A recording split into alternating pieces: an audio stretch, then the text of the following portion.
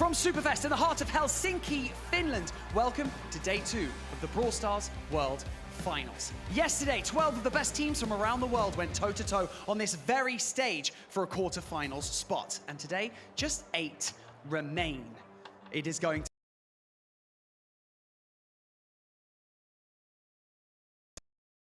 My name is Barney Banks, and I am your host. And remember, we've got $1 million on the line, the Brawl Stars Championship belt. And not only that, but from today, all of our matches are best of 5s. So, with that being said, it is time to send you over to our casters. In the booth, we've got Uber and Kenny.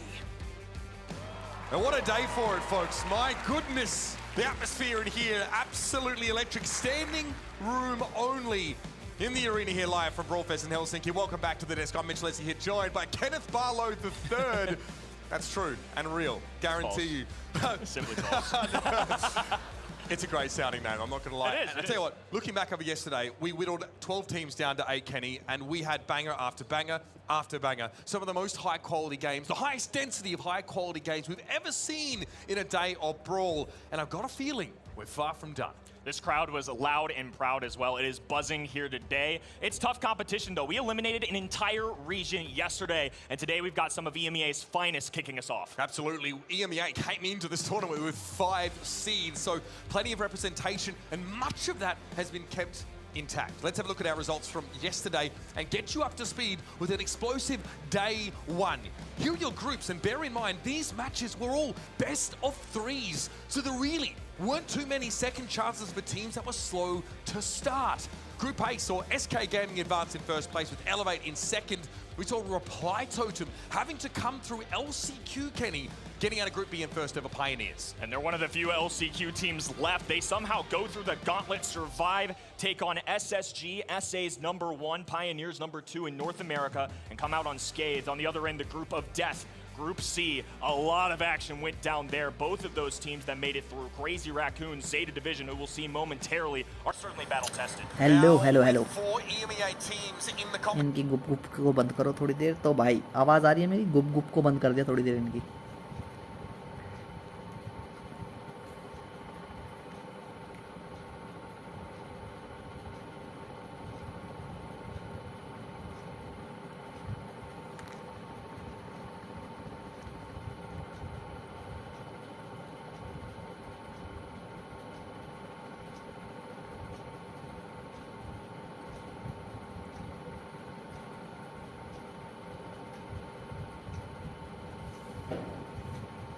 Level on the other end, however, they're 2023 world champions. The player of Zeta Division are from which country? Japan. Remember, it's the lion's share of $1 million that our teams are competing for.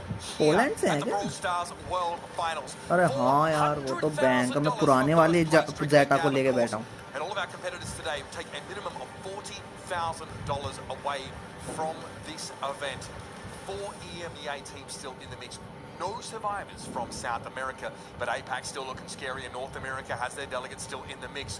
What are your thoughts? Who do you think's going to make it through today? Let us know at event.brawlstars.com. Hello भैया, I got quick draw Edgar भाई। Watch the stream and give yourself a chance to win some fantastic in-game loot. We've unlocked the rest of the reward track, and so Hypercharge is up for grabs over the course of this weekend. Great way to get some star drops and kings. हो जाता है कभी-कभी हाँ issue. I think we're going to be pretty split here on the casting desk. I'm curious how the crowd and the viewer पहला audience SK और goes. I Zeta think का है भाई, today's पहला a he pretty match tough खतरनाक day to है। predict in general.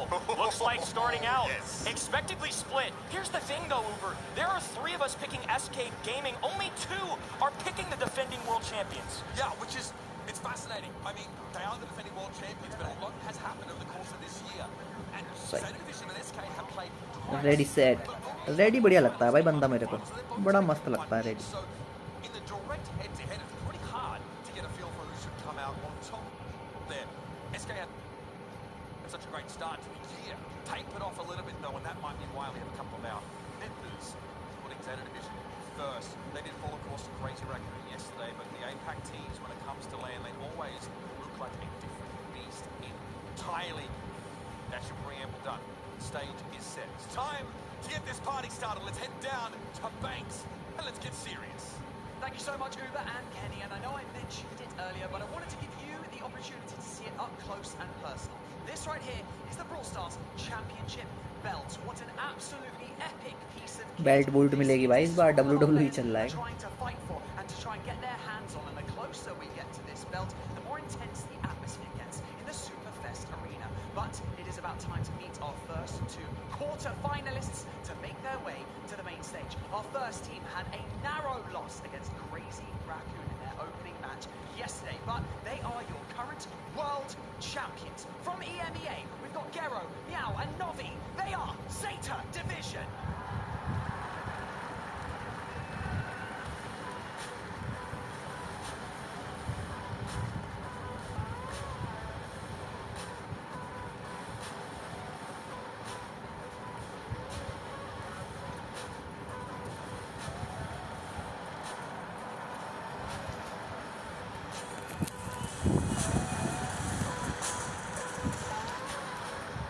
Their opponents had an absolutely fantastic display yesterday's matches because they are coming from the top seed, hailing from EMEA as well. It's Joker, Linan, and Yoshi, SK Gaming.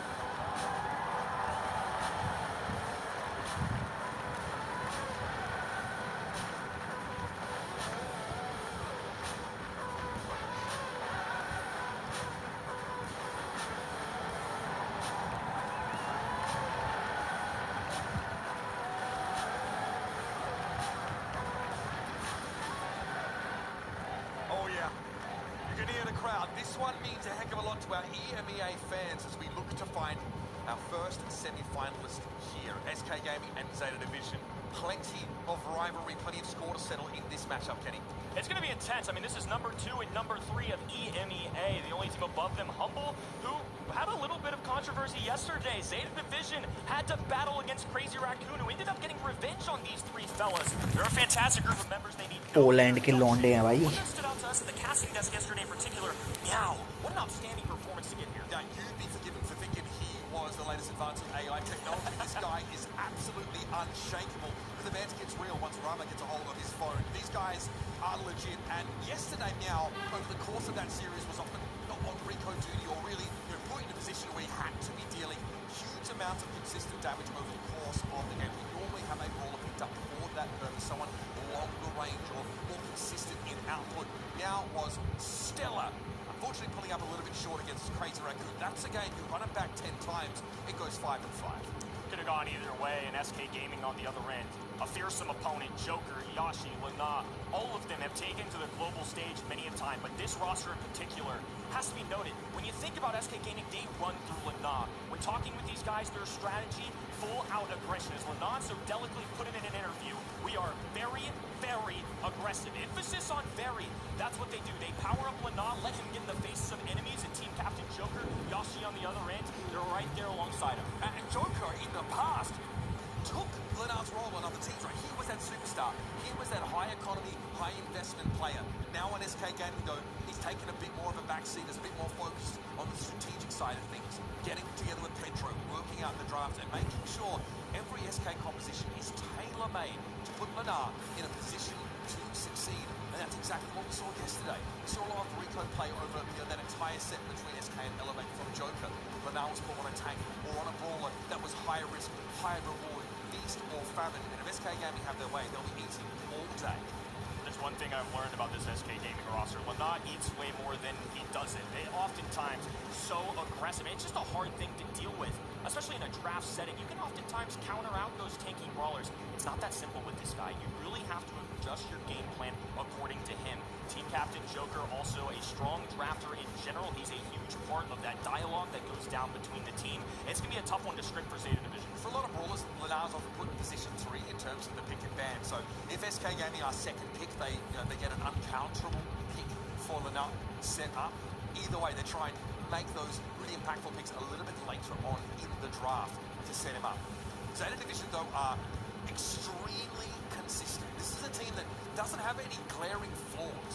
I'd say that maybe while they don't see the highest of highs out of individuals like a team like SK, they really, you never see them hit low lows like some of these less consistent or streaky rosters. It's this stability that has paved the way for Zeta Division to be a household name, not only in EMEA, but globally in Brawl Stars. And it's been polar opposites, even though they are only 1 seat apart in this region. Both had direct tickets to the World Finals. start off the year hot. 0 sets dropped in that top 8. A grand finals win. 0 grand finals appearances the rest of the way. Right. And somehow we're still putting our faith in them. In scrims, in practices, this is a team that I have heard get a lot of juice from other pro players. Their success rate was really high. And I'm just going to trust in the fact that these guys can deliver on a land setting as well. I almost feel like they're due in a sense. Should Zeta Division be the favorites? Yeah, I think they should. They're the defending world champion. They were ahead. Hello, Water Lemon Cat. Welcome to the stream, boy. Not to finally grab a marquee win. And it doesn't matter what kind of year SK Gaming have had. It really doesn't. When Knockout. we get to a land like this, we always believe there's a chance. But you at home at event.brawlstars.com feel like this is Zeta Division's game to lose. In fairness, we're pretty split on the caster desk as well. We're headed to knockout first. It'll be out in the open.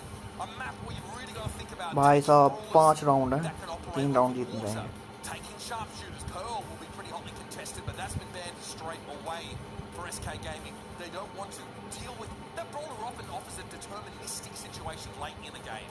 And yesterday's #1 most picked brawler is going to be the first selection overall. However, 33% win rate. One thing to keep in mind too in terms of the dollar pool, only 3 sets of maps, but everybody kind of secure in that. Now that we have those settled maps, we kind of know exactly how teams are feeling in terms of the draft. Gus's success rate not high, but he was played a whole lot. And the question is, are SK Gaming, even on a knockout map, are they angling for a Kenji retention? I've seen Gus paired with these high-risk Brawl. Make a play with that shield. But SK gonna win that too. Of course, being able to cross that water, has extremely high burst damage and high mobility to boot. I thought Angelo was going to be the first overall pick, considering he was a top 3 ban yesterday. And granted, we did have a lot of knockout, a lot of bounty yesterday. But it's clear that pro players really value him for this game mode. And especially on out in the open, like you alluded to, you need that mobility, the extra space to get around that indestructible wall. Huge difference maker. So Centerpiece Brawler picked up here for Zeta Division. Now they can start thinking about how they fill the rest of this out. Meg comes in here with a reduction to her maximum range on her primary fire. Recently, she doesn't cover the map quite as easily and will need to play a bit more aggressive in a side lane on a lot of maps. But here, when push comes to shove, Meg having a second life virtually after getting knocked out of the mech, being able to potentially fall back, recover, get back in the mech, means that she's quite difficult to deal with in knockout. At a professional level, this is going to be her best game mode for that exact reason. You got to deal with her twice, and when you only get 3 lives, having a 4th, if you will, is a big difference maker. Lola making an appearance here. This is going to be an attempt at shredding through this Meg. They need high DPS to bring Meg down to just a measly pea shooter with a tiny pistol. And of course, Angelo, as a sharpshooter with only 1 projectile, not going to do too well into the extra spawner that Lola brings with that super. This used to be a really common pick for Chaos when he was on this SK Gaming roster. Saw it all the time. Obviously, Lola's damage output increases drastically when she has an ego on the field, and she could use Free Flame, for example, to turn that ego into a piece of shielding. And there it is, the Kenji pick. They kind of telegraphed it with a Gus take at the start. We might expect to see Lenar on that Brawler. Can SK Gaming, with this composition, run it down? And they're going to put their faith, and I'm sure in Lenard's hands for that. This is the aggressive flair that SK Gaming bring to the table. I don't know if Zeta Division are going to match it. Not oftentimes you're going to see an identical kind of strategy here. These two teams, a little bit different in that front. But it's going to come down to 5 seconds here in a tough decision at that. This is a huge tone setter. Both of these teams know each other quite well. Even though they only played each other a few times, this is the biggest moment of the year for both of them. Daryl going to be where they put their faith. Okay, Daryl, of course, has the potential to be highly disruptive. We've actually seen him used to counter Frank on a lot of Brawl Ball maps because he can interrupt that super. That little knock-up makes a big difference to any super that's channeled or there's a wind-up associated with them. But that's not really what SK Gaming are working with. Daryl, though, very solid when it comes to all-in between him and Meg. You've got a lot of health available. And ladies and gentlemen, it's time. An EMEA clash. SK Gaming versus Zeta Division in this first quarterfinal.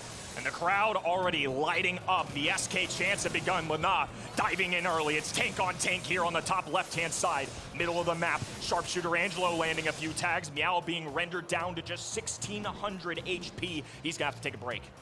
You've got to respect this Kenji. The fact that Lenar, he has a passive that allows him to heal for damage done. It's a rarity in Brawl Stars. Not even Mortis has something like that.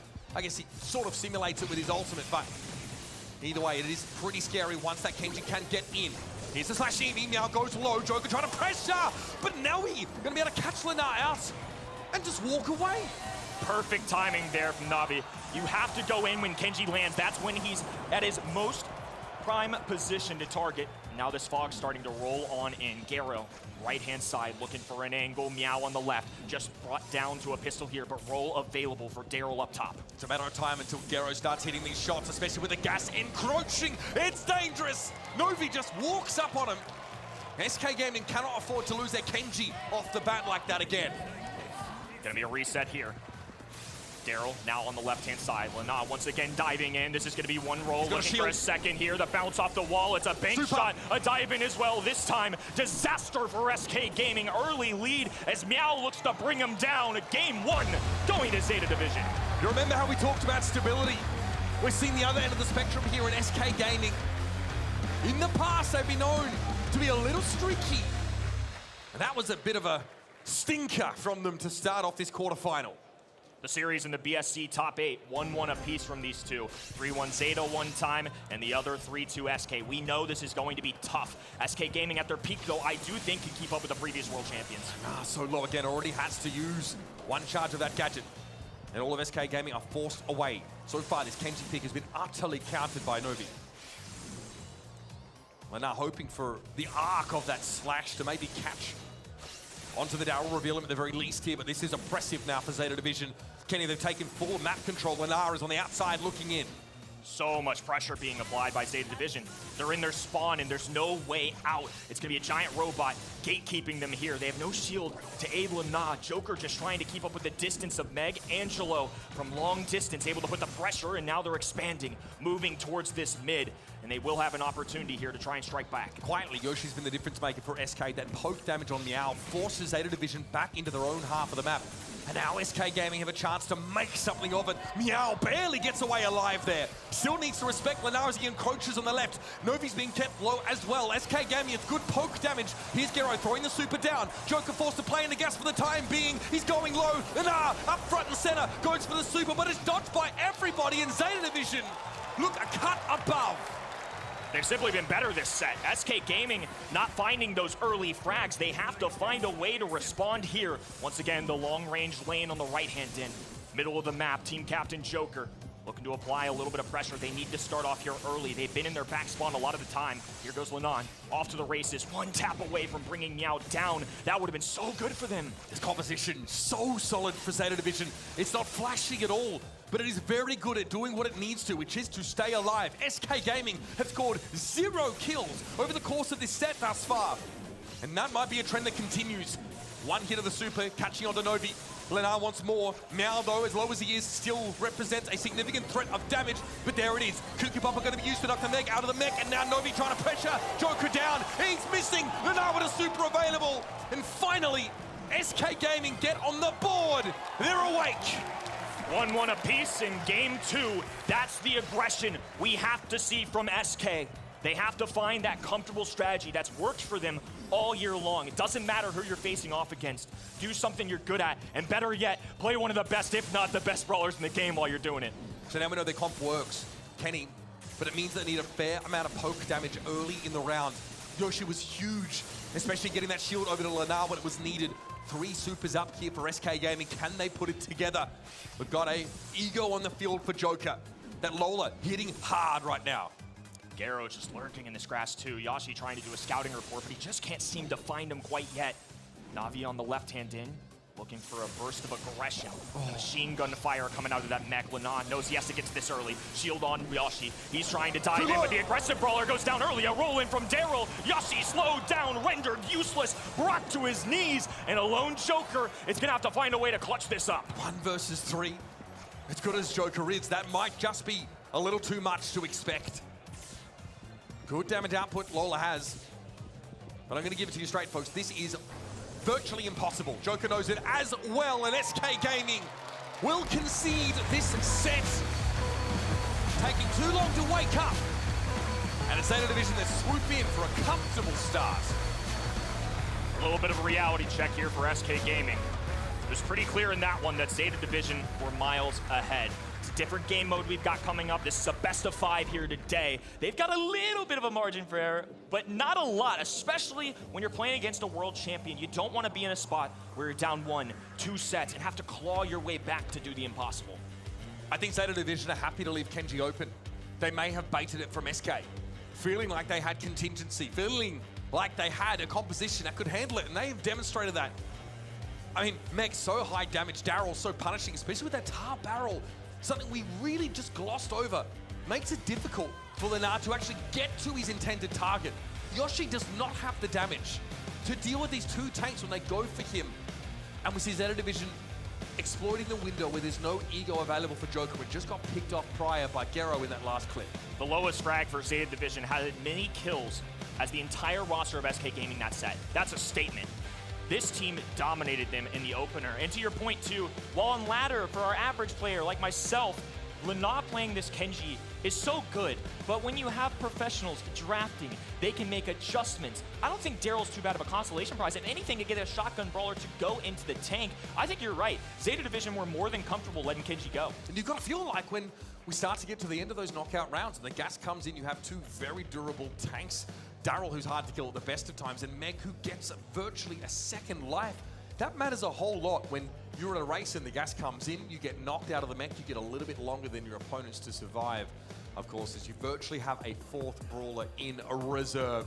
We're going to gloss over that if you're an SK fan. You're going to pretend that set never happened. But Zeta Division will be happy to have one in the back pocket heading into Hot Zone. We're going to take a right-hand turn in terms of game modes. It's going to be Hot Zone. This is Control. The name of the game is holding that center point and playing at the objective here. Kills are nice, kills aren't everything. And I think in terms of brawler pool as well, what we can expect to be selected here going to be very different. You can see that immediately in the ban stage. No Nita, no Stu, you'd never see that out in the open. Amber being deleted from the options I think is a good thing, but on the left-hand side, since they don't have that first overall pick, you're going to see them tend to pick some of the better brawlers in the game. Mo, Surge, Clancy, all very high play rates this weekend. You know, other brawlers we've seen on this map, of course, Sprout, been brought in, can block off that center area. Now in Dueling Beetles, you can't blow up all of the wall on your opponent's side of the map, which also means that Pam has some utility. You can throw that healing turret down and have it protected, but hard to look past your #1 brawler here, Kenny. Gale brought in for Zeta. He is my favorite, and I regret to inform Brawl Nation that his win rate yesterday was atrocious. 14.3%, and he was tied for 4th most played. That's not a good sign, but as an early pick, it is preventative. You probably know that SK Gaming are looking for something aggressive, something tanky, and the ultimate shutdown to that is the old man on the right-hand side. We've seen Gale played in side lanes here. Tends to get outranged a lot of the time, but is able to move up. Twister also very powerful to lock someone on their own half of the map, and SK are adamant that this Kenji pick is where they want to be, but this time they really telegraph it at the start of the draft, giving Zeta Division plenty of room to play around it, and Hot Zone and Lu go together like peanut butter and jelly.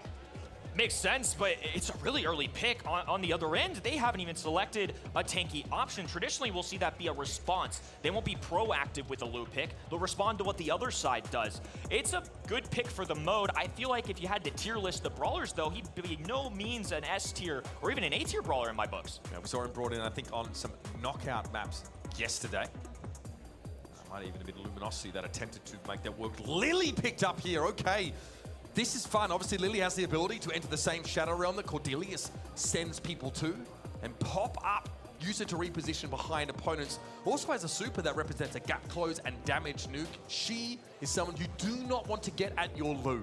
That gadget is just absolutely insane. If any brawler in the game has that gadget, they're immediately meta viable. That's just part of it. And once she's in your face, she's going to be really aggressive. Obviously, Lily's had a lot of tweaks here and there, but at a professional level, you'll see her come out every once in a while. So now they've got their aggressive option. This is going to be how they sneak in. I love this Larry Laurie pick. This draft is nuts. He was a top 5 ban brawler yesterday, and I feel like he's a sneaky one. People forget about him, but because of that indestructible wall, Lu's not going to be able to get to him. Kenji's going to have to get some creepy peek shots, kind of sneak around. It's going to take a lot to get up to him. And on top of that, out of all the throwers, he is the most able because of Laurie on his side to help out against people like that, because he's got 2 options to shoot at one guy. You might want to try and outrange the Larry and Laurie with a thrower of your own here, though. That, for SK Gaming, could be an option. Cordelia's picked up instead, so we have such an interesting interaction here between both of these, I guess, what do we call them? Enchanted Forest Brawlers? They both make use of the Shadow Realm as a separate area in the game. Cordelius might be intended here to specifically shut the Lily down.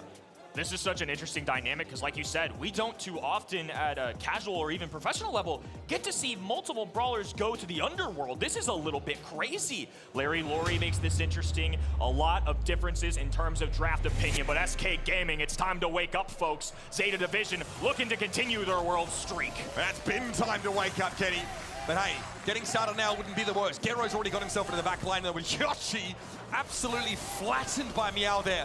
Joker really has nowhere to go. He's able to get Gero as a consolation, but Lenar less focused on capturing this area, more on trying to run down the rest of Zeta Division. He's found himself two, but Novi was able to spend a decent amount of time on the point itself. Gero wants Yoshi, and again, Nalu is down. Lenar can't even fight against this Lily. The Joker ready with a super, a perfect connection as well, but he can't get anything on that hot zone while underneath. So I think Gero gonna be happy to take this trade. Yoshi now right-hand side, and once again, Lenar's going hunting. Navi very close to him. Larry grouped up with him. He's going for the double tag, has a super available, not gonna use it yet. Joker still at the ready, and now has a hypercharge, a dive in, slice and dice for Kenji, and Joker's gonna tie this up. Here's the problem for the thrower on this map. You actually can't contest the point as Meow. You need a teammate to be there, and you can support them with your longer range damage. Joker eventually falls, but Yoshi dancing amongst the snowflakes here, having thrown a super down, getting SK Gaming into the lead. Here comes Lenar, a little bit low, but plenty of targets to choose from now. It's another Laurie that has to be dealt with. Meow is a little bit low. Joker with a jump, dodges the shot, stunned up to the right-hand side, and Novi's got his hands full. Pulled now into the Shadow Realm. Perfect tech by Larry Laurie, perfect super from Joker. This is the best of both of these teams right now. 70% roughly apiece as Yoshi is back in the fray. Lenar on the prowl, left-hand side. Gero even gonna be dueling. Here comes a double tag. Meow gets connected with once. Some snow cones tagging him up as well, but it's still Zeta by a narrow margin. Oh, we see Lenar trying to go to the top side, catches out Meow. Now SK Gaming are catching up. They're in the lead. Joker able to get a super on the Gero, basically rendering the Lily useless for the time being. 94% and counting. Joker and Yoshi stacked up. Here comes Zeta Division, but it's too little, too late. Now we have a game. Neck and neck here. SK Nation getting loud. This stadium erupting after SK finally claim a game. Zeta Division right there with them. This is more of what I expected to see. Such an interesting interaction between the Lily and the Cordelius. Gero into the Shadow Realm already. Yoshi has to be aware of it. Actually steps forward away from his safe bush, preempting the Lily's foray into enemy territory. Lenar should have Meow dead to right. CS/Emi doesn't connect though. Gero forces Joker to jump away, but Yoshi's been on the point. Gadget used there to get some extra percentage, and SK Gaming are in good shape. Lenar's a problem. He's in the back line. Yes bro, बहुत ज़्यादा close था वो वाला तो. Meow finally silences the Kenji. They needed that one desperately. SK Gaming's entire roster falls. They've got Ice Cream covering the map, though. Yoshi grabs a kill. Lenar already back in action. Meow forced to flank aggressively. Ideally, he'd be in position to try and deal with the other side. Joker with a jump in. It's a trade. Meow's down. Lenar can't trade this either. Lily was underneath, and now Zeta Division respond. Great gale force there from Novi. Very timely, stunning up both of those SK Gaming brawlers. Joker has his hyper up. Gero can't really go anywhere from that corner, so Lenar takes an easy elimination. Here comes Joker. Jump over, gets Novi into the Shadow Realm, and it's all SK Gaming. When I watch this, my Now with a healthy lead. 20% and counting. Gero with a super up, but who's the safe target? It's a hypercharge here for Yoshi. A super हाँ वो तो है. instantly, and it's a card inside. Meta का पता चल जाता है भाई. SK way ahead. Gero the last man SK जीत जाएगी यार. onto a super and a glimmer of HP. Yoshi holding down the fort in the mid. Joker, impeccable defense here, and they're climbing almost to 100. Indestructible, it's down to Joker here. A few more percentage points will do the trick. A dice in from Lenar, and SK Gaming tie things up. And a bit of energy there from the young prodigy. Joker gets the crowd hype. The draft for SK Gaming, they knew exactly what they wanted here on Dueling Beetles. Picked up the Kenji instantly. Took the Lu for that map control, and the Cordelius to answer the assassin threat of Lily. Played out to perfection. Joker knows he's got a home field advantage here too. You can see him hype hyping up that crowd. Yes. Get them loud when you've got home court advantage. I know this is EMEA all around, but SK fans, Totem fans, there's a few of these big organizations in Brawl that have just made it count a little bit more. Anything you can give these guys, any small advantage makes a difference, especially in games like this first one, when it came down to just a mere few percentage points. And it's the kind of game where Lenar looks like the flashy one, right? The engine room is Joker. This Cordelius so effective, and not only countering Gero out, but also being a very solid assassin in his own right. This was even overkill at this point. Yoshi using a hypercharged super in Zeta Division Spawn. The fact that SK Gaming had the wherewithal to be able to make a play like that means they were feeling confident and comfortable. This was an unorthodox draft as well, and to your point, 427 DPS from Joker, team captain, with a 10-piece.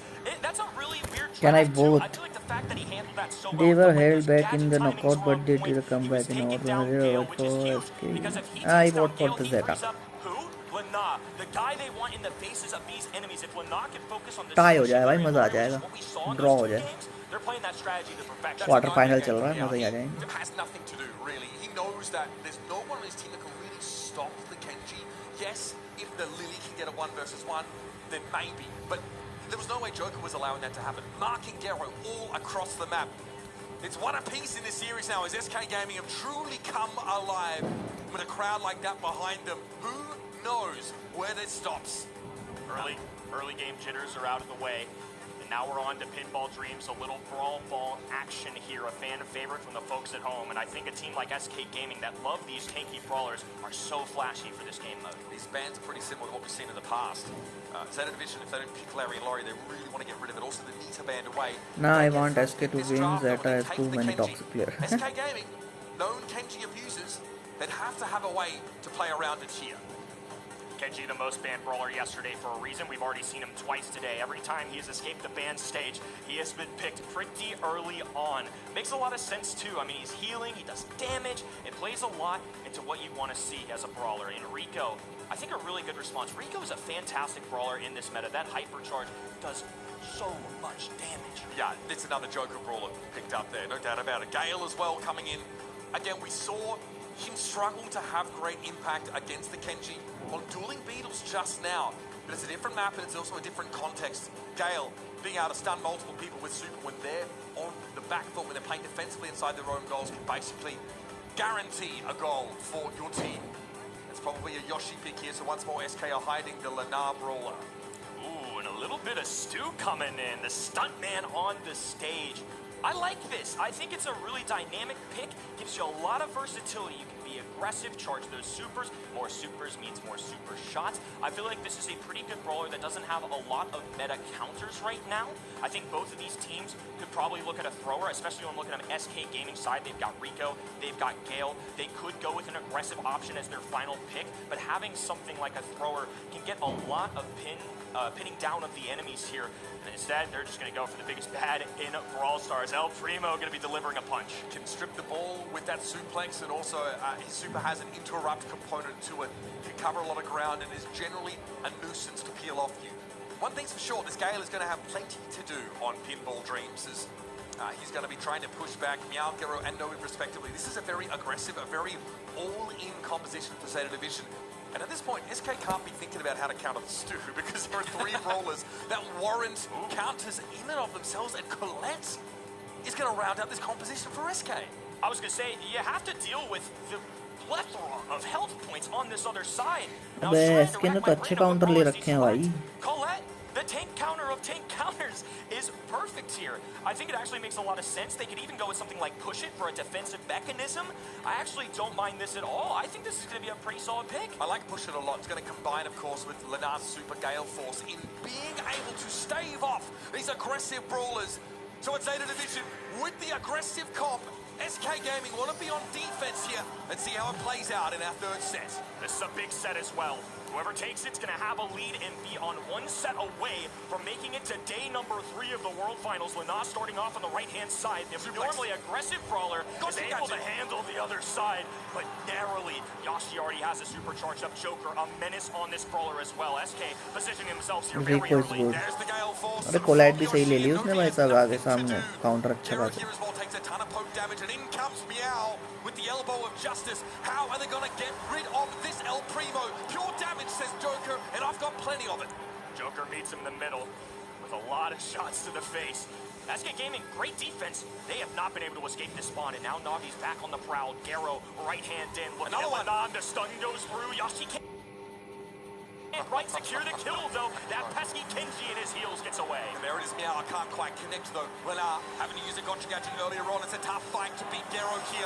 Navi wants to push out Joker, though, with the hypercharge. Bullets flying everywhere, but Lenar goes down. Garo's going to be a problem for this Rico, and Joker doesn't even bother trying to deal with the stew. Yoshi needs a big super here, maybe hyper it, and it does come through. 2 waves of Gale Force pushes Meow back. Another one. Oh, my God. Yoshi is cycling those supers like a boss. SK with a breakaway down the left-hand end. Garo trying to defend. Meow back. Kenji in the fray as well. There's a dive in. Lenar doesn't get the kill, though. Navi and teammates will be able to push through. Garo back in ball control. And now we know the Colette does have pushing as a star power, so it's just displacement, not the shielding from mass attacks that you more often look to take. Meow here with that hypercharge up. Lenar wants to be the one pressuring the Primo down, and so he does. Hypercharge super comes in for the Colette. Lenar definitely walks outside of that Slashini X radius, but Garo at least is able to trade. Ball is cornered. Classic SK play, but they still need a goal before they can fall back. Another super from Yoshi, making space for Joker. Yoshi hasn't been a flashy pick, but he sure as heck has been defensive. Meow hasn't been able to break away yet. Here comes Joker with some tags. Meow with the dive in, taking flight, makes a connection. Take down alongside it. Now SK on the back line. 15 to go on the shot clock, and Zeta are trying to position themselves here. Ball left, right in SK's hands, though. Here comes Lenar again. Gets rid of Meow once more. Yoshi again, rinse and repeat. Super onto Navi. Garo has to super back towards his goals, but here is overtime. Lenar tried to make a shot, but Navi is too low. Meow will hold possession and corner the ball.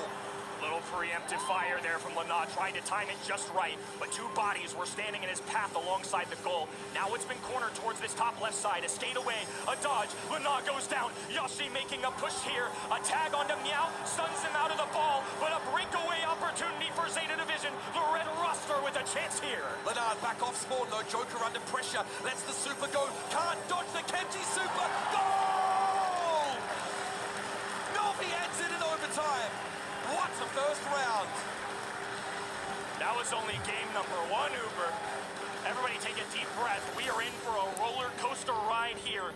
2 EMEA Titans trying to show why they deserve to take this big stage, why they deserve a day number 3, and now they're battling at their best for a set 3. SK need to pivot off their map control. Once they get position, they need to convert into a goal. That was their biggest problem in the previous round. Zeta just kept coming back off spawn, relentless, and eventually overwhelmed them. Joker gonna slow down a little bit. Looks for these tags, goes in the mid. Lenar popping a gadget, a perfect dodge out of Navi there. Now Lenar looking at him again. The slice and the dice. It's 1 goes down. 386 HP, and Lenar's running for the hills. He has to corner this ball. That's a terrible matchup for Lenar. He does not want to be spending this round fighting Navi. That's where Yoshi needs to be. Lenar though able to win it out at least with a gotcha gadget. No, it's Navi in the super instead. Here's the elbow from Meow. Yoshi suplexed out of the way, and it's virtually an open goal as Garo can slot it in. Perfect start here for Zeta Division. A much earlier goal in game number 2. But SK Gaming not wavering here. A lot of belief in this stadium for their fellas here in blue. Zeta surrounding this ball, but an early pickup here from SK Gaming. Now's the time to push. Yoshi, another super. Navi just blown to smithereens. Garo down. This is SK's time. They now have to turn this into a goal. Meow's in the way. Suplexes Yoshi out of possession of the ball. We see a twister thrown up in front of goal, but SK cannot get possession again. Lenar low. Meow will duck back to pick it up, and Joker is in trouble. Joker in trouble and missed a huge super there. He survives. They only get away with 1 kill. Yoshi thrown over the shoulders of Meow. They had an opportunity. They have to capitalize here. This is another takedown. Zeta once again on their back heels, and Lenar is cooking with a hypercharge. Garo's in no hurry right now. Zeta Division have that 1 goal lead. Here's the super from Kenji. Yoshi waits it out, and SK have a chance to attack now. Once again, it's the El Primo, though, that stands in their way. Garo left in the net. Navi Off the respawn, Meow taking his time. Lots of hypercharges available. A lot of util that they can click at a moment's notice. And the big playmaker on the other end now has to play defense. Lanan with the first one. Bounce shots connecting to Meow. Garo skating over for assistance here. Joker deliberating what to do. Meow is wide, dives in. Meow intercepts. Joker survives. Yoshi has the hypercharge. He has to push forward. 13 on the clock. Yoshi in open net. He slides it through. We're going to overtime. Wouldn't have it any other way. Same division on the precipice of winning the set now. Have to do it in extra innings. Here comes Garo, supering forward. Yoshi with a hypercharge just for the base stats, apparently. Robbing in his fate, goes for a super. Lanar taken down, and Garo from out in front will seal the deal. Same division, take Brawl ball. Advantage Sata division here. बढ़िया भाई, insane match था ये तो, counters को हरा दिया भाई. This has been back and forth the whole way. That's exactly what we saw in this Brawl set. I can't help but think back, though. SK Gaming certainly had some opportunities, some missed shots, some missed supers. Zeta Division's mechanics just looked a little bit better. This, to me, though, is reminiscent of what we saw on that knockout set, Kenny. Zeta Division favor these higher health pool brawlers and eventually hit a critical mass where they overwhelm SK Gaming, who, again, are playing pretty flashy comps, right? We'd love the Rico, the Gale, the Colette even picked here. But it felt like a very reactionary move from SK to bring the Colette to answer some of these big health pools. And in fairness, it looked good. Lanar looked really, really good here. But once he burned through those gadgets, he got a little bit too much. And look at the damage differential. This is the difference that is made by bringing in these hefty tanks. And I've got to say, Novi, on that Kenji, doing well to secure positive matchups after spending so long getting Gale forced into boxes over and over again. That's part of Brawl Stars. Sometimes health points are enough, even though there was so much damage being applied by this SK Gaming roster. The defense, great. They couldn't hold on long enough. There's only so many opportunities after so many spawns. One kill, and there's 15,000 health points of El Primo just sprinting at you. You can only hold off for so long. It's just too much to deal with. And the El Primo doesn't really have to do anything overly special. Can strip the ball, though, from plays. We saw Yoshi was threatening a goal. He got suplex back into Zeta Division's net and lost possession. And SK were in no position to recoup the ball and actually make a shot on goal. Zeta Division had not only a very solid comp, but great contingencies as well. Now we're moving on to last stop. Completely different game mode and an opportunity. SK Gaming have 3 players on this roster that have come so close. But to be honest with you, we give them a lot of credit at this international stage. Yoshi made a Final Four last year, but other than that, these guys have been good in the regular season, haven't exploded in the postseason. This is a legacy match for these fellas. An opportunity to take this big organization, this huge fan base to the promised land here of day 3. That's something this team has lacked. Boy, those fans have been waiting. SK Gaming Nation have been frothy at the mouth to finally see a team go all the way. This is an ambitious project. Younger guns on this SK Gaming roster. Lanar and Joker coming in to try and give them that moonshot. Here's a surge picked अगर up. Zeta ये वाला भी जीत जाती है तो खत्म ये match भाई. ये वाला राउंड खत्म. Yeah, 71.4% win rate, tied for the 4th most plays. I'll take that all day long, Boomer. Last stop here too. I think a big part of him as well, the unpredictability of that hypercharge, when it's guaranteed to land some shots to explode, so much damage can be applied. And this is also just a great answer into any aggression. If you want to get aggressive, Surge is going to shadow that brawler. Get those free tags so they can get to that tier 2, tier 3, and heck, that tier 4 stage is unbelievable. Yeah, absolutely terrifying to face some Surge down at that stage of the game. Gem grab here, so a safe mid in Gus being picked up by Meow. Also someone who can empower those more aggressive side laners to move up, bully their opponents out, and take that map control. Clancy's available. We've seen that sort of looked at on some of these Gen grab maps, more Hard Rock Mine and maybe some of the more close-quartered ones. Last stop is areas, but Amber also been targeted by Banton here. Here's that aforementioned Clancy, Zeta Division, snap it up. So both teams with a brawler that loves the long game. And both these brawlers, top 5 selections yesterday. This has been concrete parts of our meta. They're constantly going to be making appearances here. Gus, his play rate wasn't great, but this is a whole new map and mode. We'll see how it goes. I'm mixed emotions because I do It's really... like 30% win rate, right? Yeah, it's 1/3 of the time yesterday that he won. And obviously, the game mode's different, the map pool different. But I think the sentiment still remains the same. the damage is something that's going to be an issue. He powers up allies, but if your teammates aren't exploding, if they're not taking advantage of their shield, heck, if you miss a shield, it's so costly. And I love this response from SK Gaming. They're going to go with a mid of their own that's going to outrange, out-DPS the Gus. So in terms of lane diff, we would hope that that Piper would be better than the Gus in a one-on-one. And in theory, that means SK Gaming have priority, maybe an early gem lead. The ability to let their side laners go ham. Tara getting picked up here. I mean, she can obviously now with that hypercharge blow terrain apart with that use of gravity. Also, like help from beyond can be very effective against those single shot brawlers, but again, a little bit of an eyebrow raiser, this pick. Definitely. It's been a while. It's funny, too, because last year the meta didn't really revolve around Tara at this time either, but I still remember last stop, Tara showing up. I think in Gym Grab specifically, when you have a super, and now Tara obviously equipped with a hypercharge since then. Which makes her super bigger. Exactly. Which is easier to hit, disrupts the gym count. If you just need one big play, Tara might be the brawler to count on. However, this counter pick on the other side, it is a tank, but you can get rid of any effect of that pull from Tara's super. This might be the answer that Zeta Division need. I love the quick response from the Buster here for Zeta.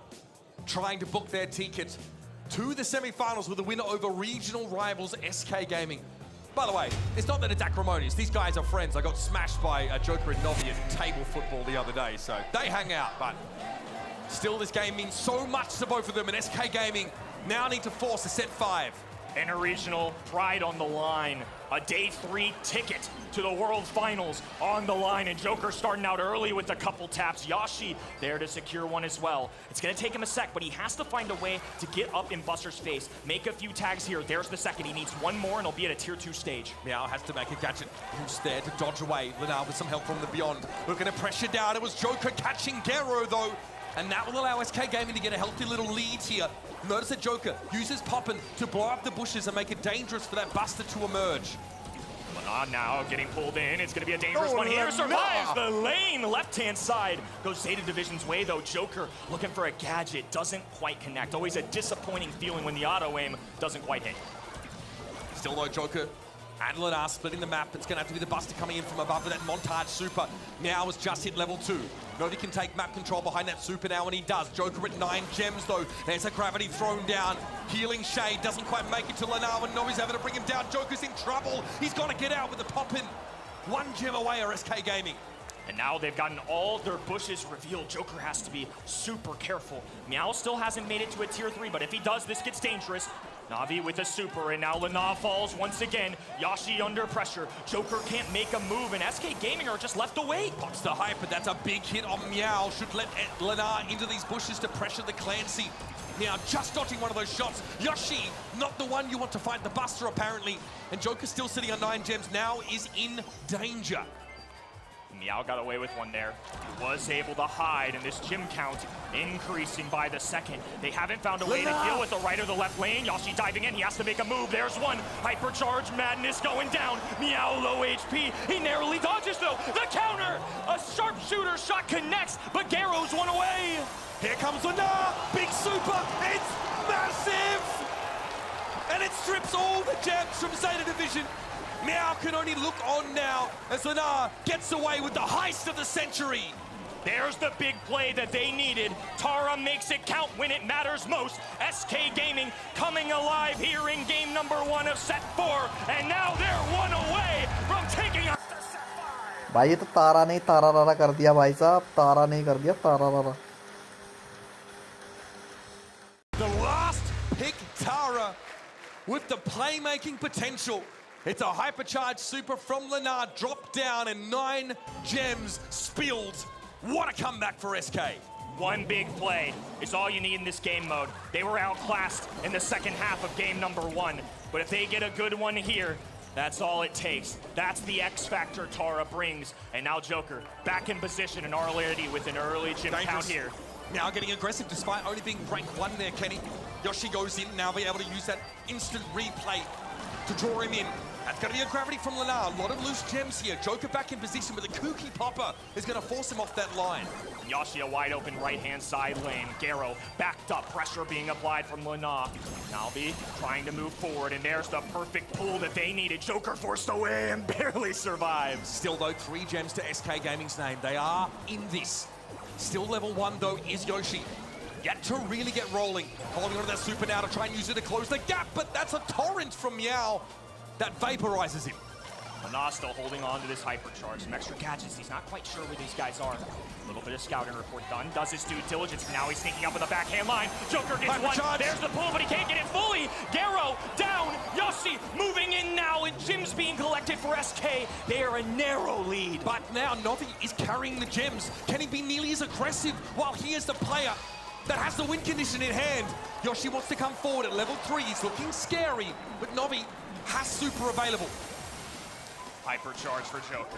Long-range shots. He's playing it carefully, looking for that extra speed. Meow down low, has to dive away. And Garo looking to match. Na'Vi slowly bringing the Zeta division push up, and this is going to be all evened out if they're not careful. Yoshi with the hypercharge goes aggressive. He needs to get to Novi, though. The shots bouncing around the corner. Put some serious pressure on the Buster. But Garo snaps another gem up. It's 9-7. One more for SK, and Novi knows it. He's got to come forward, but Yoshi hits harder. And now we have a countdown. Beautiful gravity from Lana. And Garo is on the outside looking in. And SK Gaming have 10 gems in Joker's pocket. And Zeta Division see the writing on the wall. Guess what, Brawl Nation? Here we go! EMEA is giving you your very best. Set 5 to open day number 2.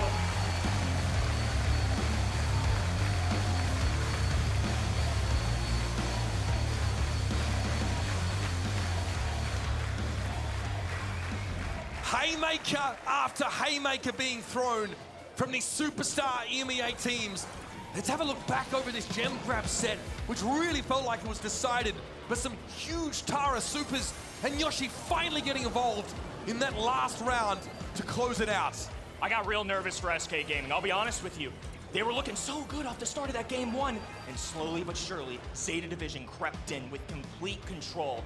Isolating the left side, isolating the right. There was nowhere for them to move. A big-time Lana play is what made the difference in both sets. One hypercharged Tara pool changed everything. 291 DPS, and I know he wasn't leading the kill category. I know it wasn't a perfect set for him, but you don't need perfect, you just need a win. It's another example of a Gus game that doesn't look good on paper here, Kenny. Garo first picks that safe mid and really hopes that the Gus Super is going to allow the Buster probably to close the gap in a big way, but I don't think the Zeta Division were ready for that Tara. That really throws a spanner in the works. Their plan of using that tanky brawler to come forward. Lana says, I will fight you head to head. I will throw this super down, and I will take you down. The surprise attack factor, especially on a map like that where it's 2 very narrow, skinny lanes that are covered in grass. If you get one launch of that pull, changes everything. He's the X factor. They play around this guy, and that's exactly what they did in a set number 4. When your season is on the line, when there's no more room for error, you count on your star player. It's crazy to think that this is the same SK Gaming we saw come out in that first set and look pretty lifeless. Now, though, they are brimming with vitality. Now, we have a decider set. Couldn't ask for a better game. Yes, bro, yes. यही match decide करेगा भाई कौन जीतेगा. Bounty where we're going to, and yesterday we got to see this map. Gus is certainly in the equation here. Fun fact, second most picked brawler yesterday. Obviously a lot of knockout and a lot of bounty in that mix. So I wouldn't be surprised if we saw her here today. 10 plays, 60% win rate. At a professional level, you'll take that all day. I mean, the nest egg is just too good, Kenny. So important to catch out enemy brawlers and give yourself at least 2 stars upon that elimination. Very, very hotly contested. Angelo, going to be taken away first here for SK Gaming. A great pick to start the draft with.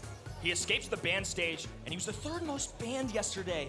I'm curious if this was very intentional. I'm seeing 2 throwers there, so Zeta Division definitely have something in mind, right? You don't throw out a Sprout and a Tick, 2 pretty overall on meta brawlers. They're occasionally picked here, but I think it's because they want to make a certain brawler shine. Larry and Laurie? And I'm curious who that is. Yeah, maybe they want that leftover thrower, or maybe they just want a better matchup for themselves. They know something deep down. This had to be very intentional, though. Yeah, again, I mean, both can outrange Larry and Laurie. The Tick's a problem for Larry in general. Pipe are going to be picked up, so Zeta Division sort themselves out a sharpshooter. And if they're going to pick a specific thrower, it might have to be here, lest SK Gaming sniff out their strategy and take it for themselves. I think Piper a very safe first selection for their side on this 2-3 turn. You gotta get it right. all you have left at the end is just response to what SK Gaming 2. So they want to start with a solid foundation. They have that long range. They have a dynamic playmaker. They have a great gadget selection, a brawler with a hyper charge. I like what they're doing here. And they're pairing it with Jean, who is traditionally a great Piper counter. They've got the Magic Puffs ability, the Evil Spirits they can send out. That chip damage normally really affects the other side. So I think pairing these two makes a lot of sense practically. We've seen Jean be pretty terrifying. We've seen Rival also go for a Jean Grey composition that used like a Grey walking cane into a Jean magic hand to secure a kill. That was one of the most exciting plays of yesterday. But Jean alone, who's been banned a lot through the course of this series, especially on those knockout maps, is always a threat. And the Carl picked up here for SK Gaming. How about some all-in potential for you? Yeah, I mean, this is aggressive. This isn't a tank, but it's certainly aggressive. They're pairing it with a Gus. Now they've got the bubble. They can apply that to somebody one Carl and make sure that he stays nice and healthy. A tailspin on top of that. And a good thing for them too, especially for this game, but especially on this map, one flying hook guarantees a blue star every time. And that is something so crucial at a professional level. And SK's comp here, despite Carl being present, does want to be defensive. They do need to look out for the Jean poke damage and the inevitable magic hand development. Long range और tank दोनों का काम करेगा ना वो. He can obviously get a bubble from that Gus and go in and be terrifyingly strong and have a lot of extra health. And so we go for the Pearl here. It's a safe pick. It's not the most exciting, but again, in these longer rounds, Pearl is an absolute menace. A lot of poke damage and a very pesky brawler. This is going to be a very annoying composition to deal with. If you're SK Gaming, they can constantly put pressure on you. It's going to take a lot here. 2-2 overall in the standings. The margin for error has been reduced to 0, Brawl Nation. One set to decide it all. Vengeful Spirits here. The gadget to pick up for the Jean. There's no potential really for all in outside of the Carl, and clearly Zeta aren't worried about it. Lamp blowout though wouldn't have been shocking either. Gero poked down early, and of course that blue star already going over to SK Gaming. Lana still in the mid, hovering around this wall, just trying to be annoying, a nuisance in the Zeta division. Yoshi has the shield already ready too. He's got a Cookie Popper available. Navi's gonna now have to watch for that. Joker here pops super down. Can play that line a little more aggressively, but still has to respect Gero's damage. Now we'll look to step forward. It's up to Zeta division to figure this out. They need to get Meow's super online, put Navi in a position where he can fully commit. Gero flashing a homemade recipe, Lana able to outrange it. It's a lot of action. Big damage! No kills, and the first one pops.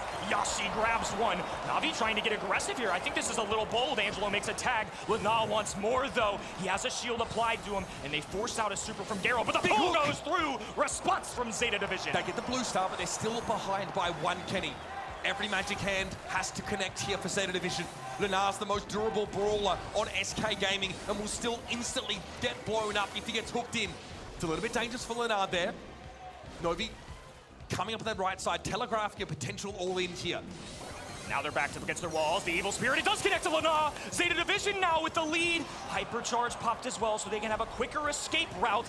And now it's going to come down to SK Gaming. They have to get aggressive. And they have to go in with a Carl, but that's a problem. If Novi builds a super, you cannot dive a Pearl when she has that super available. You will be blown up instantly. 10 seconds left, and SK Gaming trying to find a little bit of poke damage. Yoshi comes forward, super ready. Lana has to go in, hooked in, dive. There's going to be a jump from Meow. Still, SK Gaming come out on top. Full commitment, full trust, full force. The highest pressure situation you could possibly have here in Brawl Stars. These fellas putting everything on the line. What looked bleak for a moment is now SK Gaming on match points. It doesn't get much closer than that, Kenny. SK Gaming have to breathe a sigh of relief for having got away with that in the first place. The Gene is a problem. It's very scary to deal with Meow. Here's the Vengeful Spirits again. Good poke. Homemade recipe almost claims the blue star. SK once again backed up to their spawn side. Still the star advantage. They're playing this defensively. They don't have to overdo it. Normally a really aggressive comp, but they're going to be passive-aggressive on this one. They're going to look for a mistake from Zeta division and then strike. They know they're going to be defensive because of their ability to get that early blue star. But they're giving up a lot of map control. Lana just steps out in the open. That's the blue star handed over to Zeta. Zeta Division now with a narrow lead, 1 star, the difference maker. Time dwindling on in both these sides, just trying to charge up utility. Joker pierces a shot through that indestructible wall, and Once more. looking to get in position. Dangerous! That's over-aggression, mistake coming out of Joker. I get it. He saw Meow was low. He knew he had the blue star as well. But an uncharacteristic overheat from the youngster. Here comes Gero now. Hypercharge. Getting a stat boost. Lenar is certainly going to drop here. Nice shield from Joker, but he won't walk away. Still, blue star back to SK. It's a 2-star deficit for the team in blue. That's important. Even though they're down, blue star matters. Lenar diving in. Okay. They're going for a little positioning here. They have to set themselves up for one final the push. hand. Crucial miss out of Meow. Composure now for SK Gaming. They know what they have to do. They need Yoshi super online. And Lenar needs to build one too. They need to be able to full engage here or get some ghosts set up for Cookie Popper activations for the Gus. Joker now, shot clock available. 1 kill possibly go. away from day number 3. Lenar in position, Yoshi flanks. Now he on the left hand Gadget in, pops. Yoshi looking for get him in position. This could be a rewrite of the previous game. It's Lenar chasing him down, and they've done it! SK Gaming! If you want to seize the crown, you have to dethrone the Kings! SK Gaming have put the world champions. भाई साहब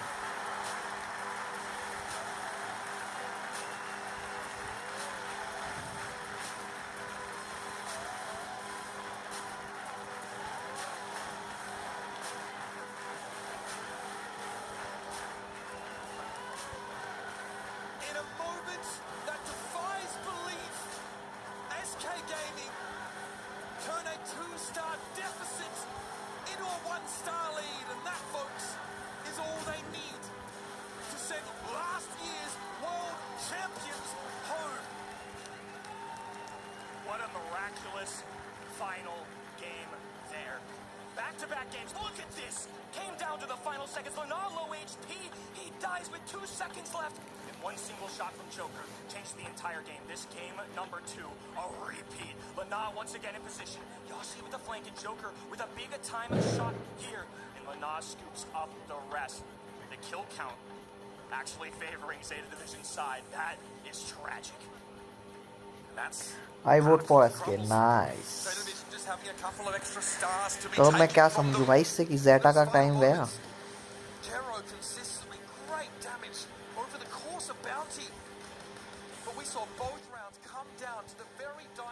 भाई ये तो कैड़ा ही scene देख लिया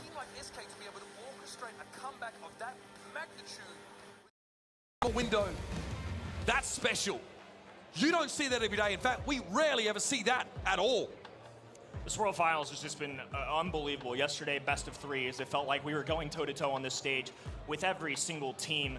The 2 seed, the 3 seed, throw it out the window. When you get to this level, every team is just fighting for their lives to the point where a world champion goes down in our quarterfinals. MVP for the people at home, the man that revolves around SK Gaming's entire plan, Lenar. Had a big job playing the Carl on bounty means that he had to be the one ultimately to choose to decide when to go in. We talked about the win condition.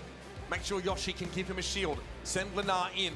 And it's the classic Swiss guy go kill strategy for SK Gaming that pays off in the very end. But none of that would work without Joker in the background, pulling the strings, the mastermind here for SK Gaming. That was a set that ought to be studied. And I'll give you something else for homework, folks. Let's check our bracket and see how things stand as of the end of our first quarterfinal. SK Gaming advanced to take on the winner of Humble and Pioneers, making it to the semi-finals. Something tells me it might just be destiny for this team. I couldn't help but wince just thinking about the team that's going to have to play SK Gaming next, and it's possibly the #1 seed in EMEA. Pioneer is going to be a strong opponent for them as well, coming up just a little bit later down the line. And on that lower side of the bracket, still more EMEA action. Reply Totem there, Rival Esports is surprised. हाँ भाई SK जीत गई भयंकर अलग ही level हो गया भाई ये तो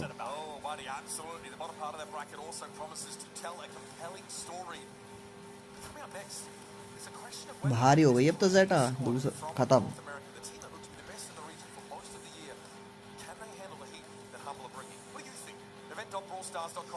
वैसे ब्रॉल स्टार्स वालों ने let's go King Crocs welcome to the stream भाई SK Gaming finishing, please. It's been a pleasure to be in the booth. Mitch Leslie, Kenny Barlow. We're going to do a break. When we come back, it will be Pioneers versus Humble in our second quarterfinal.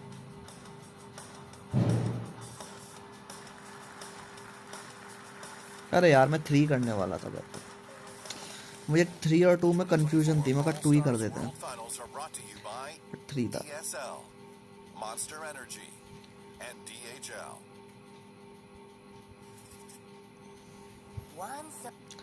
भाई साहब कैड़ा ही scene हो गया ये तो।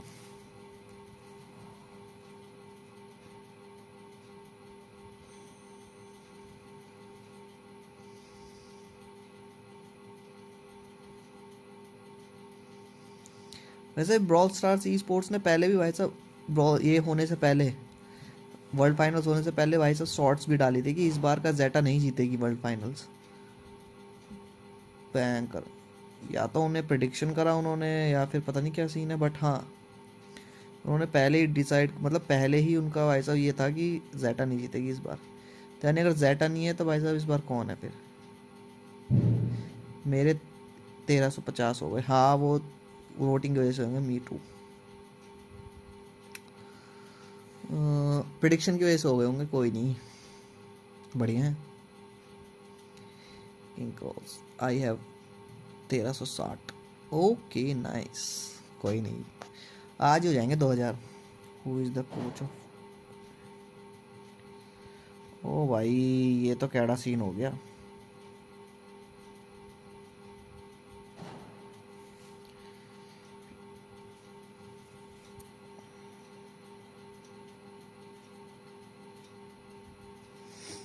हाँ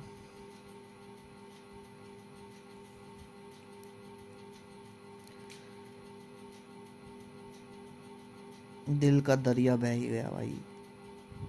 Primo का दिल भाई साहब आग से धड़कता है क्या? थैंक्स। जेटा playing very bad in this championship. हाँ पता नहीं क्या हो गया जेटा वाले भाई साहब, ज़्यादा ही मुझे या तो ओवर कॉन्फिडेंस हो गया उनको या फिर उन्होंने कुछ करा ही नहीं भाई। प्रैक्टिस ऐसा लग रहा है जैसे बिना प्रैक्टिस के ही खेलने आ गए भाई। ओह पोला भी बैठी है भाई यहाँ तो। ये स्क्वाड बस्टर्स से यहाँ क्या कर रही है भाई? इसको बोलो स्क्वाड बस्टर्स खेले भाई यहाँ के।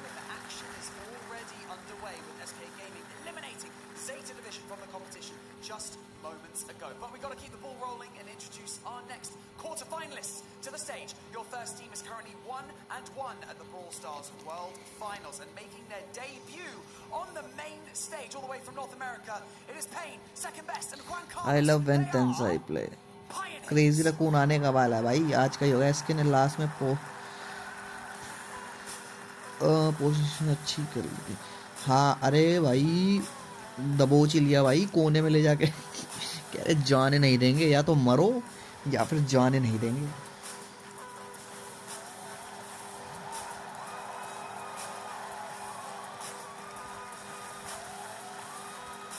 ये क्या पजामा पहन के ही आ गया क्या भाई ये बीच वाला? नाइट सूट का पजामा ही पहन कर आ गया भाई, वो ऊपर टी शर्ट डाल ली बस। मैंने पैरों को लगाया। अच्छा केसीपी उन पर बहुत ज़्यादा ओवर कॉन्फिडेंस आ गया। वो रोबोट है, उनकी सेल डाउन हो गई भाई जेटा वालों की। इस बार क्रेजी रकून है भाई साहब।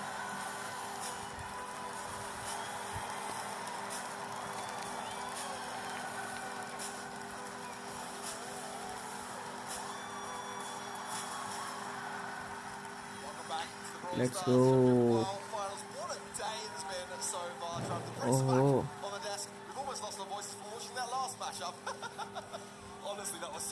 ये बंदा भाई साहब जो अभी बोल रहा है ना, कमेंट्री कर रहा है, ऐसा लगता है ये जानबूझ के ऐसी भारी आवाज निकालता है गले से। इसकी आवाज वैसे कुछ और है बट ये जानबूझ के निकालता है भाई इतनी भारी आवाज कमेंट्री करने के लिए। मुझे तो ऐसा ही लगता है भाई, या तो हो सही में इसकी आवाज़ ऐसी है बट मुझे तो ऐसे लगता है भाई कि जानबूझ के निकालता है भारी आवाज़ ताकि कमेंट्री में थोड़ा और ज़्यादा वजन और थोड़ा सा वो लगे।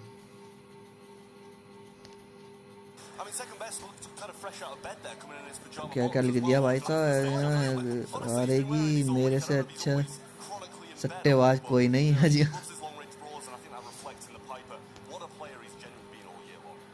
गाइस जिसने अभी तक स्ट्रीम लाइक नहीं करी है लाइक कर देना, चैनल पे नया है सब्सक्राइब मार देना भाई। और स्ट्रीम एंड होने के बाद और ये आज का डे 2 ख़त्म होने के बाद प्रेडिक्शन की वीडियो सुबह मॉर्निंग में आ जाएगी, तो प्रेडिक्शन की वीडियो भी देख लेना, नोटिफिकेशन बेल इसलिए ज़रूर दबाना। और ये बीच वाले को तो भाई साहब कॉम्प्लेन खिलाओ, लूकी को। यार ये जरा जरा से लौंडे कहाँ कहाँ घूम रहे हैं भाई। फेवरेट फूड इसका केबाब है, कबाब है, कबाब। Home country Germany.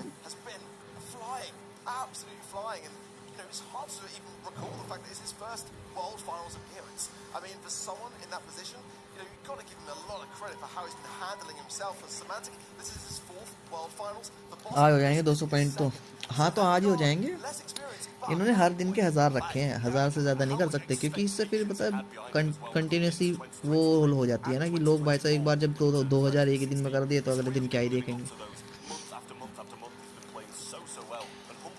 और क्वेश्चन भी ये उसी टाइम ड्यूरेशन के अकॉर्डिंग ला रहे हैं ताकि ये पूरा मैच कवर कर सकें। कल 1000 लोगों के हो गए थे, बट मैच भी 1-2 ही बचा था जो रह गया था। अरे कल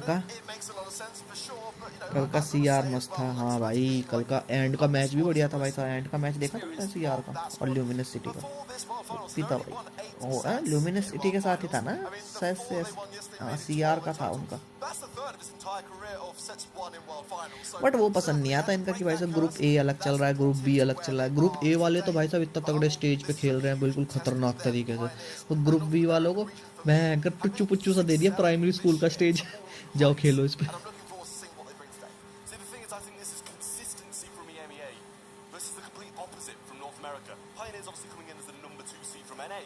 First month, they get knocked out first. Second month, they win.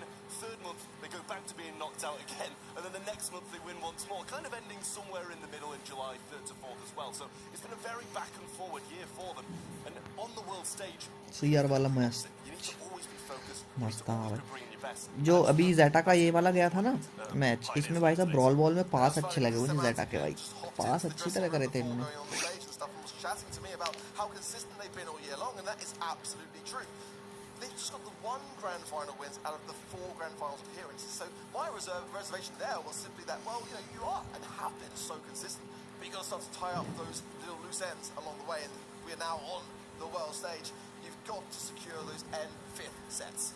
Yeah, don't get me wrong, second in 3 monthly finals. I've been pretty happy with that going all year long. But nobody wants to finish second in the Brawl Stars World Finals. You want the top prize. You want the bragging rights and also that beautiful belt behind us on the stage as well. We're going to be starting off then in Bridge Too Far. Humble versus Pioneers. We're kicking things off in Heist. And a pretty overwhelming prediction from the public going Humble's way. 71%. We were all united here on the talent side also.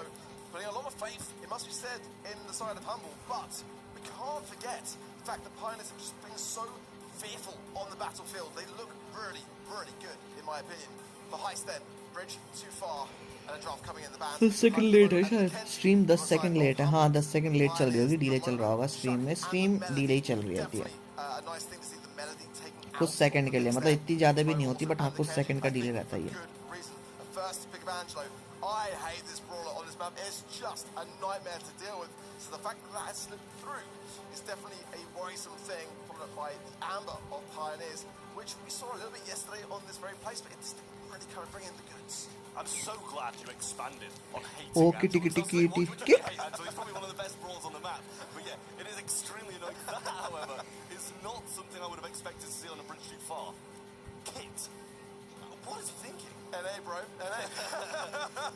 I mean, it's really quite a worrisome thing looking at a kit, especially on a mode like Heist. It's second base ने क्या kit ले ली भाई, something which could spiral out of control Covid with भी the सही right है। combinations, and they could be thinking Frank. That's all I'm saying. It's definitely one of those brawlers which comes up a lot in North America. That is definitely a boss brawler if I ever saw one. He is dangerous, absolutely dangerous on the Colt, and that was another one left wide open. Let's see, it is interesting With really. the Colt, if left Barcode uncontested, event. damage gear rolling in on top of that as well. It really, really can go from bad to worse. I think that Pioneers are going to be playing a very cautious defense combined with the 8-bit. I mean, that's the recipe for disaster here, Trav. Honestly, I was thinking Colette, right? You see a kit on the other side and you kind of like, okay, they're probably going to go attack. You even mentioned the Frank, which is just absolutely out of the ordinary. वही मैं सोच रहा हूँ भाई, ये kit को देखने का सीन समझ में नहीं, या तो ये भाई साहब सुपर चार्ज का अपना वेट करेगा और हाँ डैरियल लेंगे क्या, डैरियल भी सही है वैसे, डैरियल के ऊपर चढ़ जाएगी किट भाई साहब, फिर अमर हो जाएगा डैरियल, बैले भी सही लिए। किट की ये सुपर सेकंड भी सुपर ही चार्ज करेगा भाई, सुपर चार्ज करके या तो भाई साहब डिफेंस करेगा या फिर सुपर चार्ज करके अपने प्लेयरों के ऊपर थ्रोअर बन जाएगा। I just kind of have to question the kit somewhat. Did that change the course of the action along the way when they saw what Humble brought to the table? Because it just doesn't really feel to me like it has too much synergy. It can absolutely swap between the lanes. Vote जरूर करें भाई, kit क्यों लिया फिर?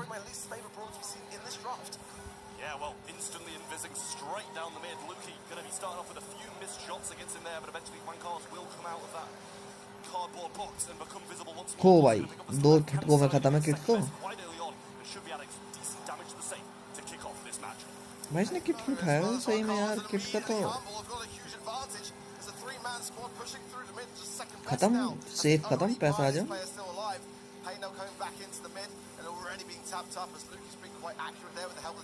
देख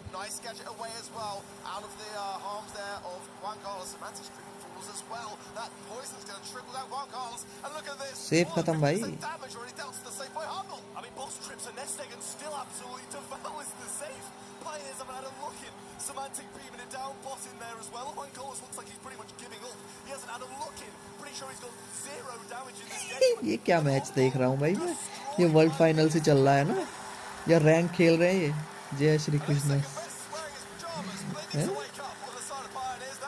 it's welcome to the stream भाई, क्या हाल है? 8 बिट ओपी था मगर भाई साहब कि मेरा अभी तक 5 ड्रॉप आए हैं टोटल, बाकी नहीं अभी तक। अच्छा भाई किट का मुझे समझ में नहीं आ रहा matter. Double right hand side. I'm looking for this strategy as well. Juan Carlos has kind of gone under the radar so far in the book, but it seems Semantic might be scouting out. 100-0 भाई, world finals थोड़ी चल रहे हैं, ये rank खेल रहे हैं भाई। Angelo provides, almost takes him down, and Boss doing a great job here. Jump once again from Luki. The countermeasures are there, and it's all Humble once more. Juan Carlos there just a sitting duck effectively here. Luki trying to find a second inversion. Luki comes out on top, gets the super forward as well, gets some quick kills.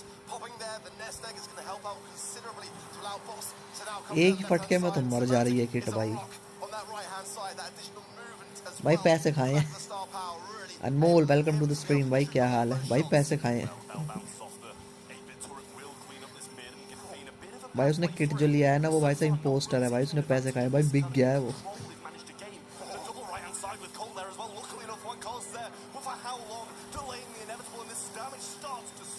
मच्छर एक ही बाण में खत्म कर रहा है भाई kit को भाई, काफी दुखी था।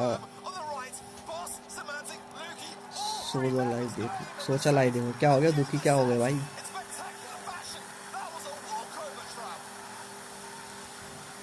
भाई ये तो एक तरफा मैच हो गया।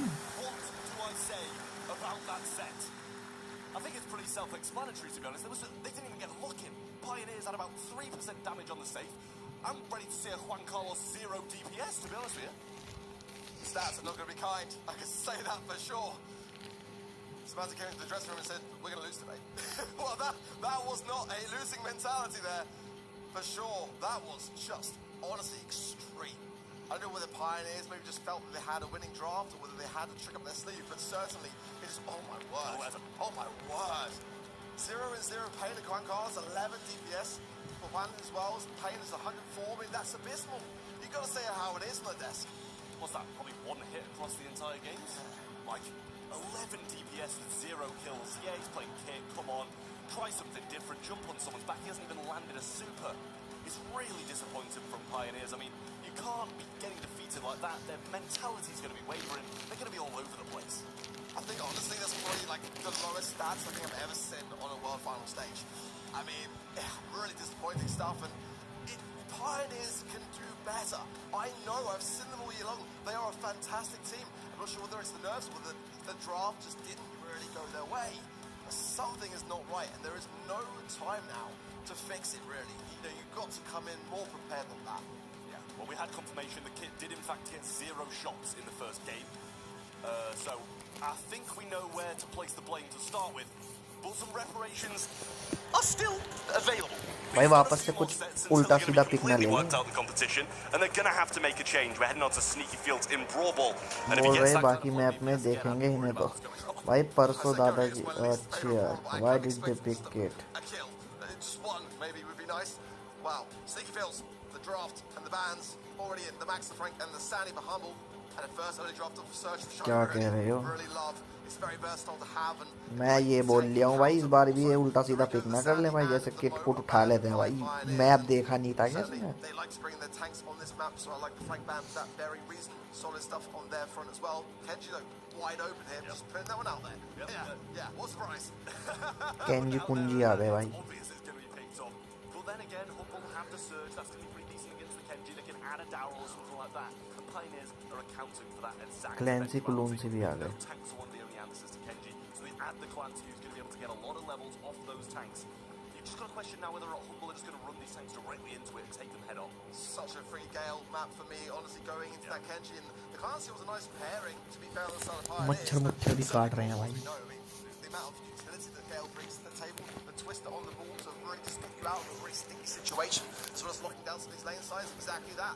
I mean, it makes perfect sense. I think Humble are really Gale Ghoul आ गए Yeah, you're reading it like a book as well today. You're on fire today, Ark, with these Is that a graphics. compliment from you? Honestly, Holy! and that shows how impressed I am. That shows how impressed I am. Rare to get a compliment out of you, especially you. It's a special occasion for sure. It really is. Got to bring them out for the World Finals. Humble have their last pick now in 15 seconds to select something. And honestly, I wouldn't mind just tripling down with the tank counters or taking a tank of their own, the Daryl, being able to add on the 2 rolls. But they're going to go with the Stu, the ability to just use that mobility, get away from the Kenji. I love what Humble have got here. Yeah, Stu, especially in those overtime scenarios, you're going to be able to really just get a nice line-up shot when all the boxes fall down. And against some meteor brawlers like the Kenji, able to dash away and provide some speed so potential at the back of that gadget also.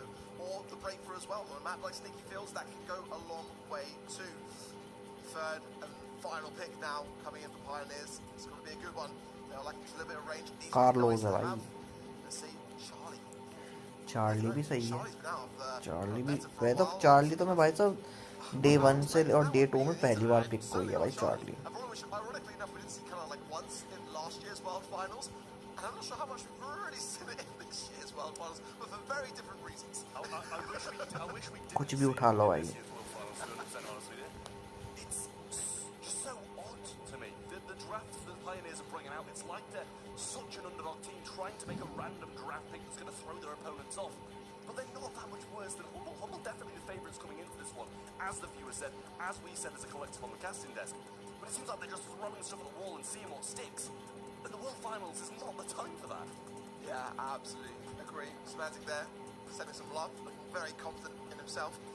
Gotta say a big shout out to the boss. Cameraman full घुसा जा रहा भाई He's putting a lot of work in, and also when you look through his kind of history, he's had it rough in the years going by. You know, 2022 in Paris, getting reverse swept by STMN, not making last year's World Finals, and then coming back this year, coming back as strong as he has.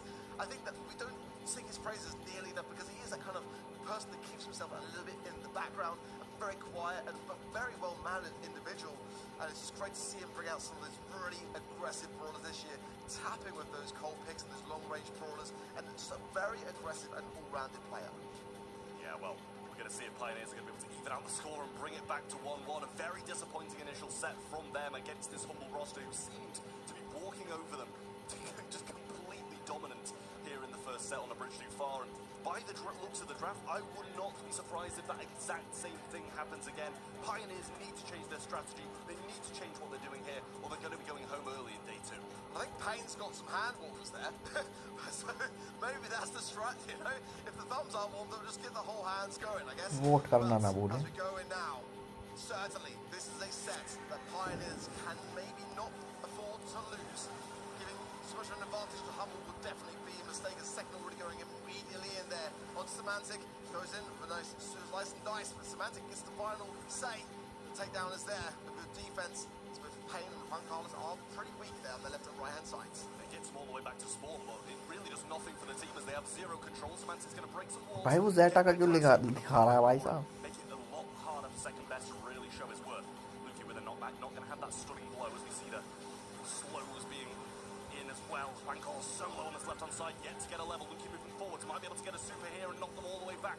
Twister plays down to prevent Pain from getting out this locked position in spawn. An all-out control once more from Humble. They know they don't need to overextend for this goal because they're in such a phenomenal spot. I like that from Pain, being very reserveful there of Cocoon to ensure that he didn't waste it. It's going to be good to have on the defense now. Nice there from Luke. Oh, and a follow from Bosses there as well. Danger here for Pioneers as Humble pushing forwards. It's just second best now. That Twister was perfectly placed by Lukey. A simple shot for the communication, but I think it would have been better to maybe do exactly what they did in all honesty. I think the Pain उसने super से पास ही इसलिए करा. regardless. So Boss there coming back, I don't mind it. Yeah, at least it's a 1-for-1 super trade. You know, Lukey might have used the super to pass the ball forward, but Pain threw out that Cocoon.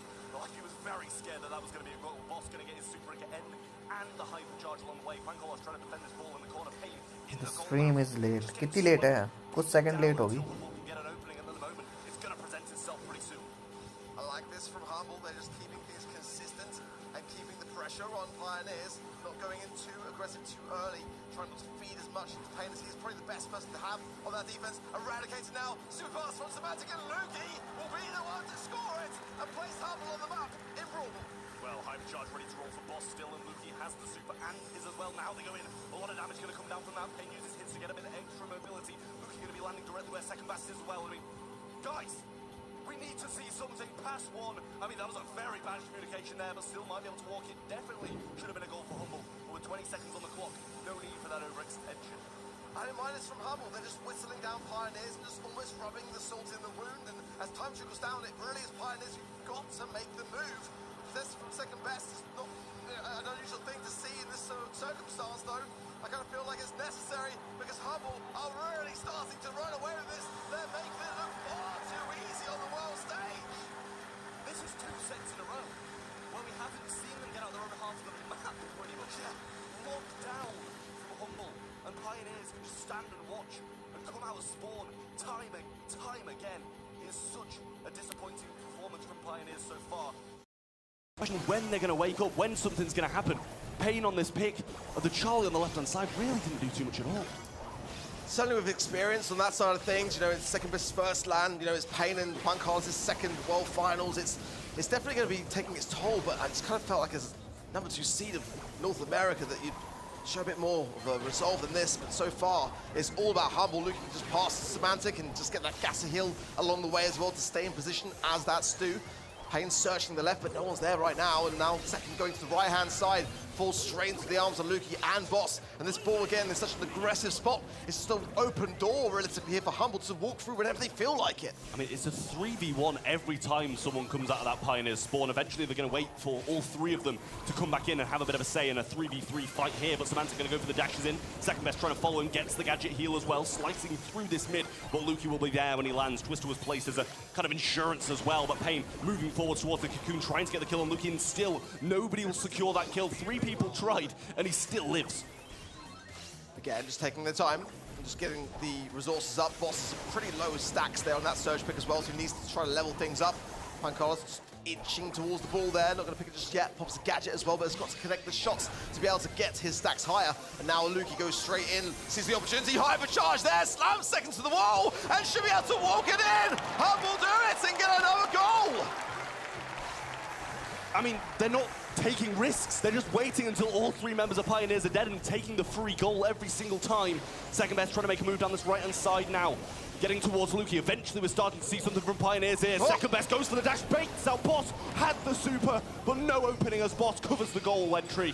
Pain 1 shot and he's going to fall as well. 40 seconds on the clock, and what hope do Pioneers have? It's probably the best opportunity that we've seen from Pioneers all day long so far. And at the moment, Humble have got all the control with 30 seconds left on the clock as well. As Boss there pops a nice hypercharge, really just keeping everything in check. And Humble just going to keep that ball in that pocket. Why wouldn't they? It's Pioneers, they've got to make the move, and they just keep stumbling down. Every attempt to even leave the goal face is doomed. Shots from Boss follow up, and second best trying to make a break for it. Gadget and Hypercharge comes in from Pain, but it's still nothing. No kills coming in from Pioneers. Humble on lockdown, and now one set away from the semi-finals of World Finals in 2024.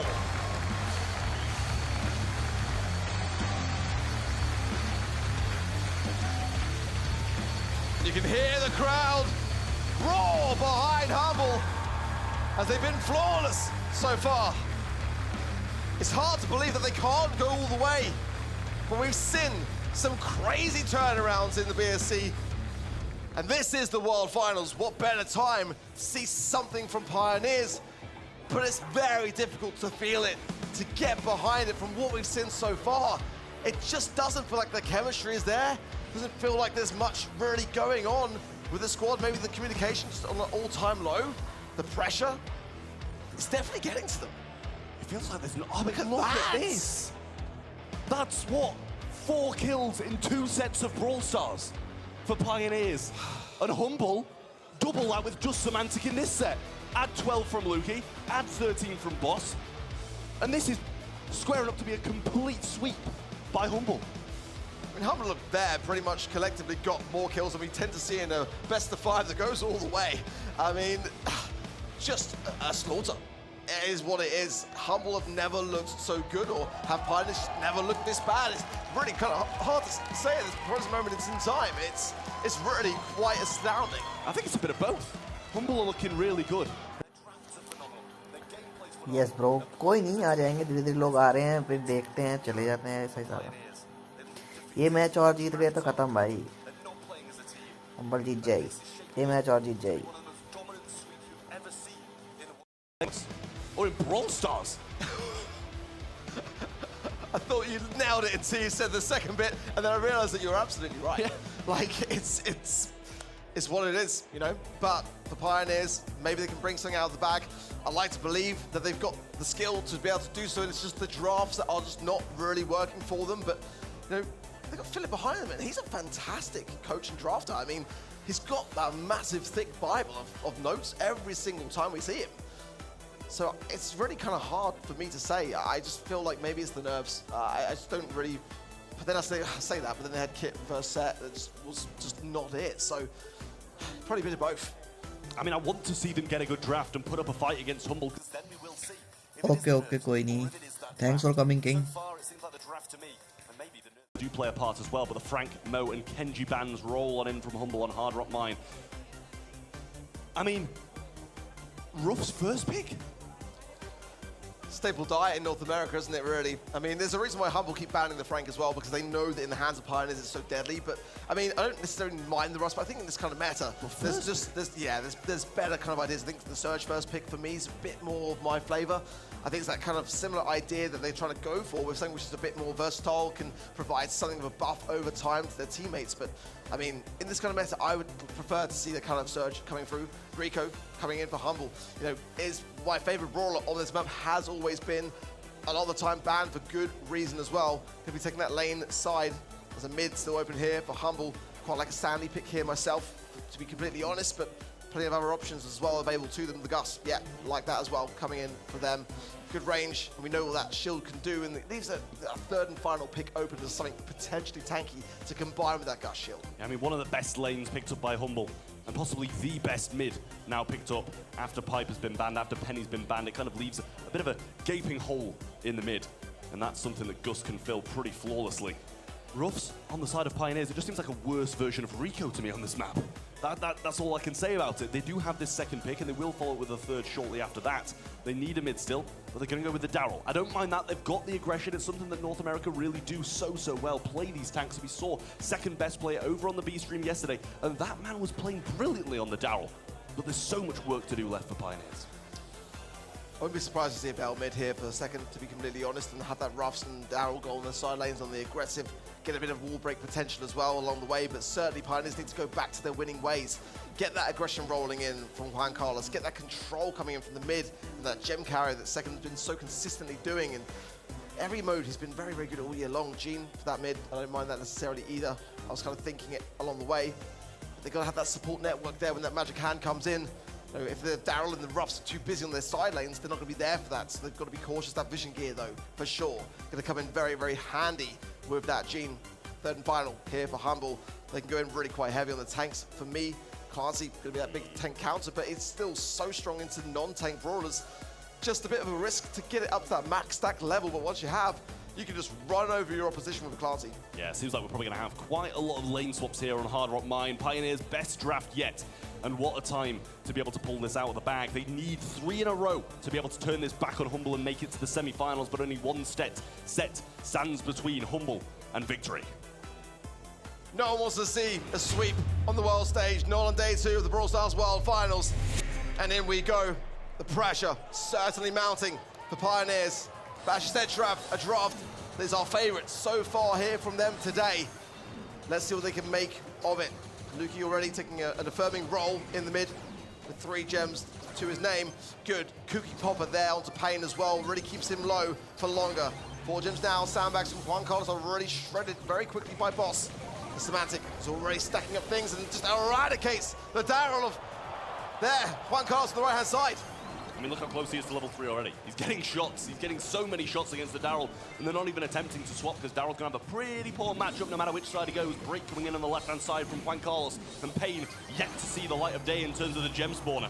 Now we eventually see this rotation over the left-hand side from second best, but he meets Gus and Rico on that side. A shield being provided to Boss now as well. Ready to fight off, and already 8 gems for Lukey, and KCP about to pick up their first. Humble have had a great opportunity in the mid to keep this control going as well. Semantic already getting some good value off the Daryl, was now second, rolling in, finds there the nice little supply drop along the way and gets down Boss. This is the kind of thing we need to see more of here from Pioneers, but the gems are not being gathered in the mid. 1 more over to Humble and only 1 more away from a countdown. If you get a magic hand pull from Pain onto Lukey, that's the best they can hope for at the moment, but Boss getting some big taps. That gem there in the middle, Humble are not rushing towards because second is being a menace in their spawn. Yeah, really tough situation now for Humble, locked in spawn with a magic hand waiting for them as they try to push out. Semantic almost at level 3. Wants to rotate to that right-hand side, but vision gear from Pain stopping. Hello Santos, welcome to the stream भाई क्या हाल है? Santos Brawl Stars. सही बोला ना? Almost level 3 secured, and 1 gem for them will secure it. Lukey picks it up, and countdown starts for Humble. Second's coming in now, has got support network behind him, but got to go on the aggressive. He's got enough time from the mid here. Second's low here as well. Pain needs to land the magic hand, and everyone from Humble is just too far away. The pressure is getting to Pioneers. It's going to be a match point for Humble. Something needs to change. They need 3 sets straight, and they can't get a look in.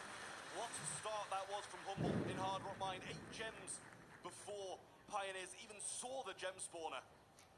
Heading into game 2, it's now match point for Humble. Pioneers staring down the barrel. Something needs to change. It is now or never for Pioneers. Their year's work depends on these games. And they could be going home packing unless something happens here. Humble already. Some nice takedowns on the side of Pioneers and a break there of the mid from Juan Carlos on the back foot for the first time so far, but Semantic pushing forwards there. The accuracy onto Pain. Second there, uses the opportunity to go in there onto Lukey. Getting a lot of value for his time. A nice gadget as well with the tar barrel, but now they're recouping themselves on the side of Humble. Pain has got the magic hand early this time as well. Connects it to Semantic, gets the support from second. Nice stuff. Pioneers starting to make some things work. Much better from Pioneers off the start. Second best rolls on in, getting the heals from Pain as well through this mid.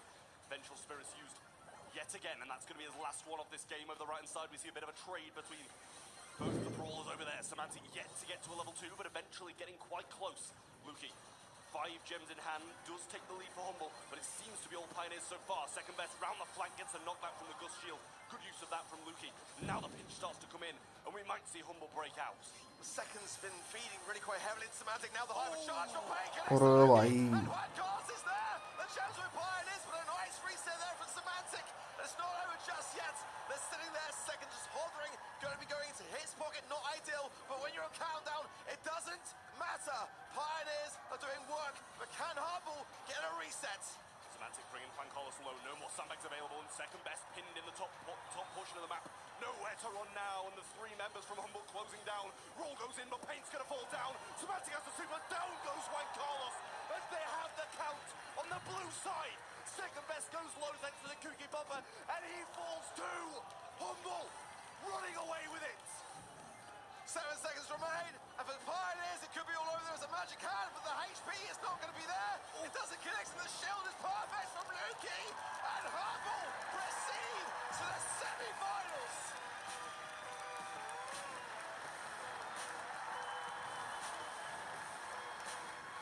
Disappointment for NA, but an all EMEA semi-finals is lined up for tomorrow as Humble decimate Pioneers.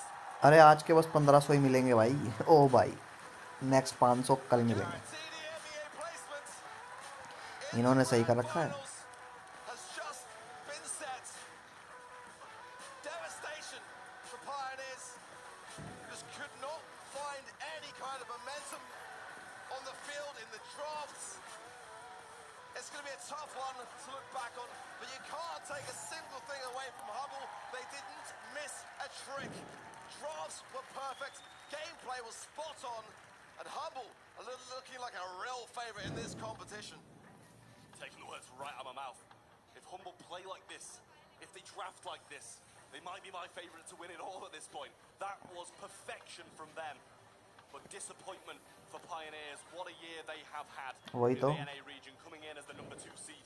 Back and forward, from late exits to big monthly final wins. But their year in 2024 ends in the quarters. The scariest part for me is that I don't really feel like Humble felt tested at all. I feel like Pioneers could have been given everything they had and it would still have looked the same. See the stats, again, Semantic just mirroring second best the entire way through. Makes a lot of sense why he would be on the highest of the takedowns there as well. But Boss and Luki just always there for the support. And the whole squad, the synergy of everyone working in harmony, it's really very, very scary.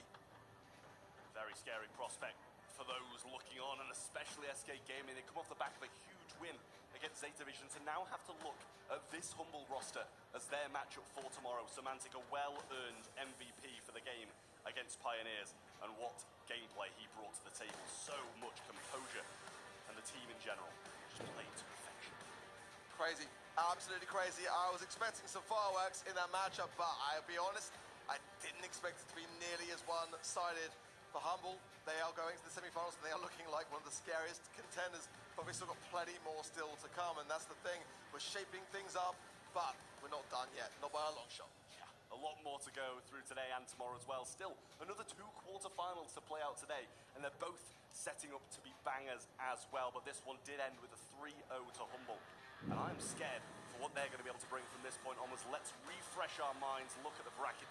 The top portion of it has been one by for today, as SK Gaming took down Zeta Division with 500 कल करेंगे अब bye.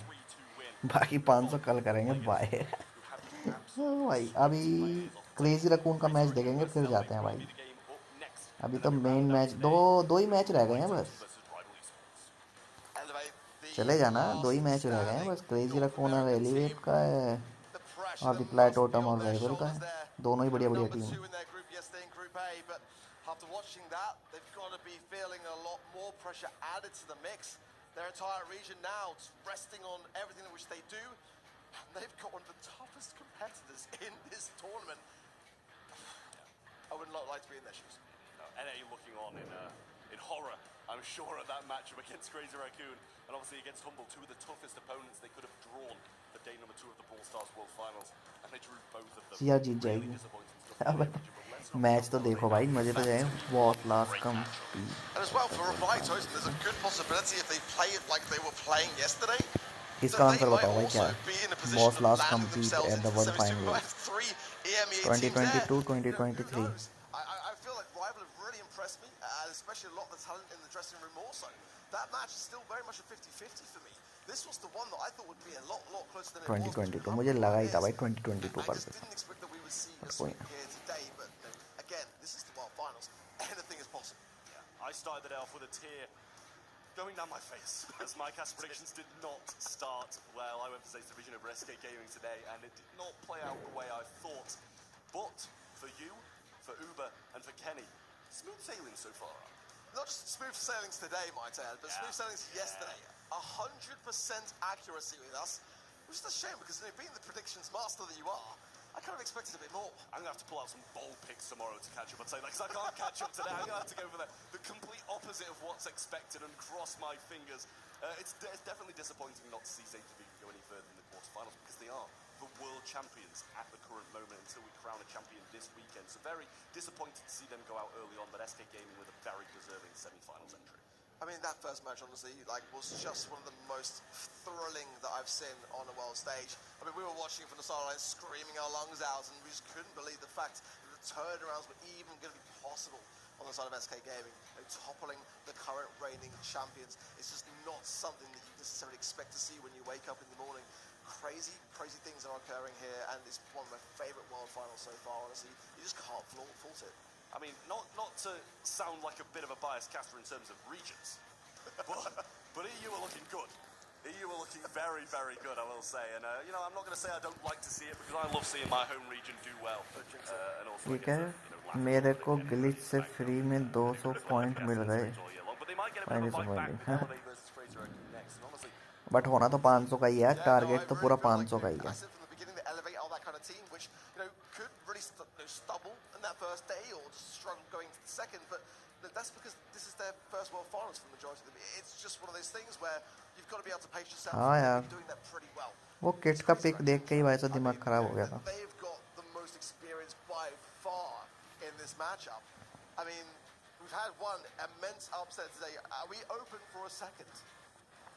Yeah, I mean, genuinely all of the games throughout today are going to be so good, and that's the thing. Crazy Raccoon being previous world champions on their roster and a two-time champion Tensai as well really makes me scared for what is to come next. But obviously, you have still 2 more matchups today.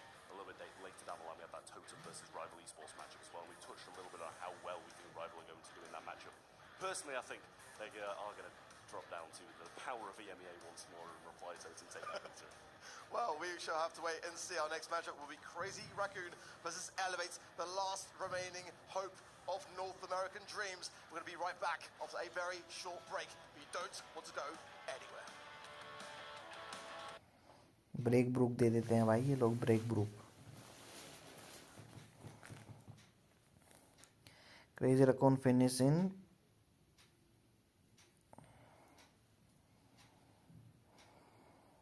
Second third. मेरे को second लग रहा है, second कर दूंगा। First भाई साहब उल्टे सीधे चल रहे हैं, उल्टे सीधे। लेजेंडरी भी मिल गया भाई। कितने हो गए अपन के?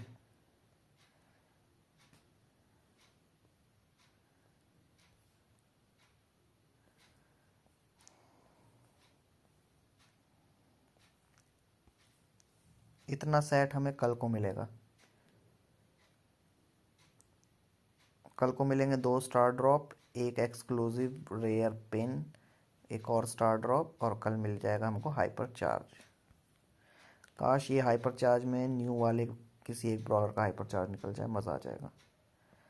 बाकी पिन फलाना ढीकना। टोटल कितने? 1 2 3 4 5 6 7 8 9 10 11 12 13 ओके 14।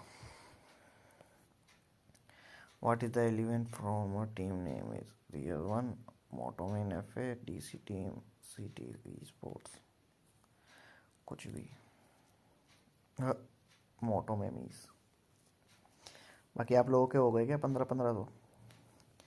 किट विन ट्रेडर हाँ भाई,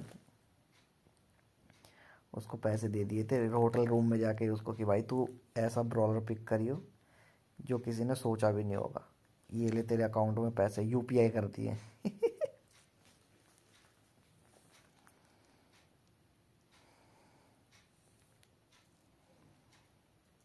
बहुत ही गलत सीन कर दिया भाई। ये तो समझ से बाहर है भाई। जिन लोगों ने उसे वोट करा होगा वो लोग कितने सोच रहे होंगे क्या ही कर दिया हमने वोट क्यों ही कर दिया हमने वोट।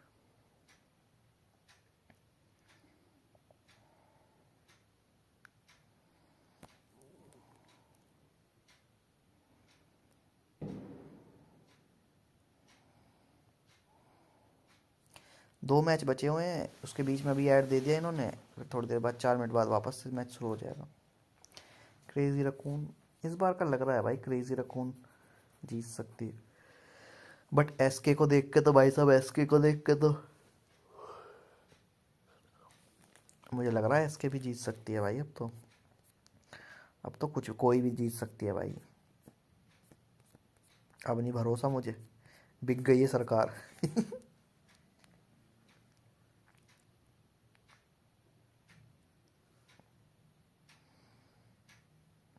ये सकूरा स्पाइक देनी ज़रूरी है ना भाई साहब, हमेशा स्पाइक को तो ये हमेशा सबसे पहले रखते हैं भाई किसी भी चीज़ में।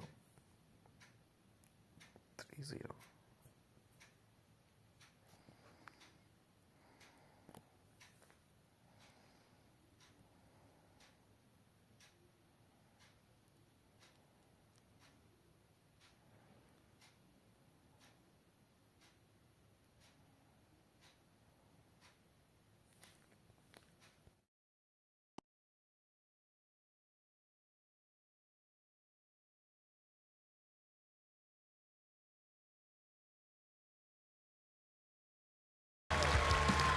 Welcome back, folks, to the Brawl Stars World Finals for 2024.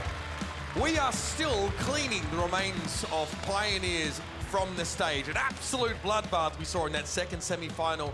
And we're also setting our sights ahead to semi-final number 3. Crazy Raccoon versus the last hope of North America. It's भाई रेडी आ गया भाई साहब अपना favourite commentator भाई, ये लड़का मुझे बड़ा मस्त लगता है यार। Ready, set. Thanks for joining me.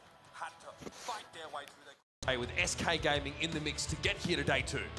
It was brutal, but they did manage to take set number 1 in that series, which totally changed the tone that we were expecting out here from Elevate. Their first ever LAN as a team, and only one player on their roster that had been at LAN before. And at those LANs, well, he didn't take a single set. Yeah, and now at the World Finals on the biggest stage, in fact, on the big stage in that game, managed to take a set. So real scrappy one. Didn't take it in the end, but managed to scrape through that group stage. Yeah, really close Group A in general for Elevate. Even though they dropped a set to Foot Esports, and there was concern about whether they would be a team that could even emerge from that Group A. On the other side of this matchup, yeah, it's Group C. The Group of Death produced a bloody, beaten, but still alive Crazy Raccoon, who have emerged, perhaps to reclaim what was once theirs, as Tensai eyes off a 3rd world champion. And Crazy Raccoon look at the bottom half of this bracket and lick their lips in anticipation. Bloody and beaten is absolutely true, but we have to consider that these guys emerged with a 2-0 scoreline. Every single match in that group went to a 2-1 series. Luminosity, they fought for their lives but could not make it to this stage. So Crazy Raccoon, what do they get as a reward for making a perfect 2-0 advancement onto the quarterfinals? They have to face number 1 from North America. Ah, yes. It doesn't get any easier. A trans-Pacific battle between Apex number 1 and North America's Golden Child. We're going to head down to Banks to get this one rolling. Thank you so much, Uber. 2 teams have already been sent packing as our best of 5 show us who came prepared for the main stage. And of course, there is still more to come, namely our next quarter final. First up, a team that is looking to make a huge upset here on the main stage. It's Zeus, RBM, and Luffy. They are Elevate.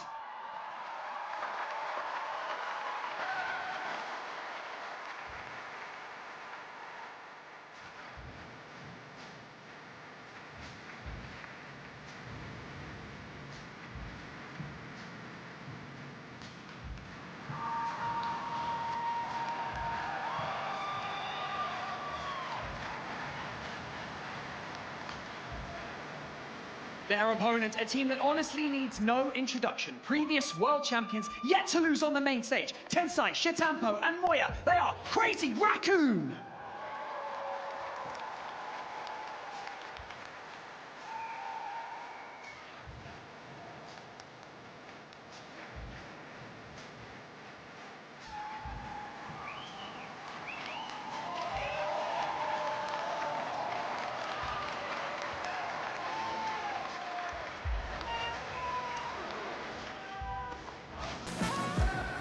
Now, this might be the first year in many years that a team called Zeta Division will not be winning the World Finals, but the previous bearers of the name are still very much in their prime. It's Crazy Raccoon here ready to throw down. And on the other side, Elevate are a relatively less tested quantity, a lot less lane experience like we talked about here. They're a team, though, that has found a lot of success from some really great drafting.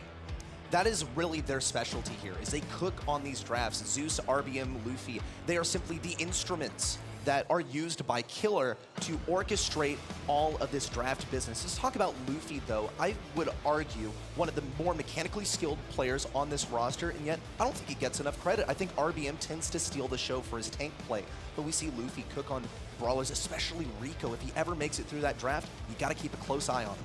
Yeah, absolutely. I mean, this is a team in Elevate who make great use of Luffy on the Kenji, especially to craft some very aggressive strategies that really worked around setting that nasty assassin brawler up for success.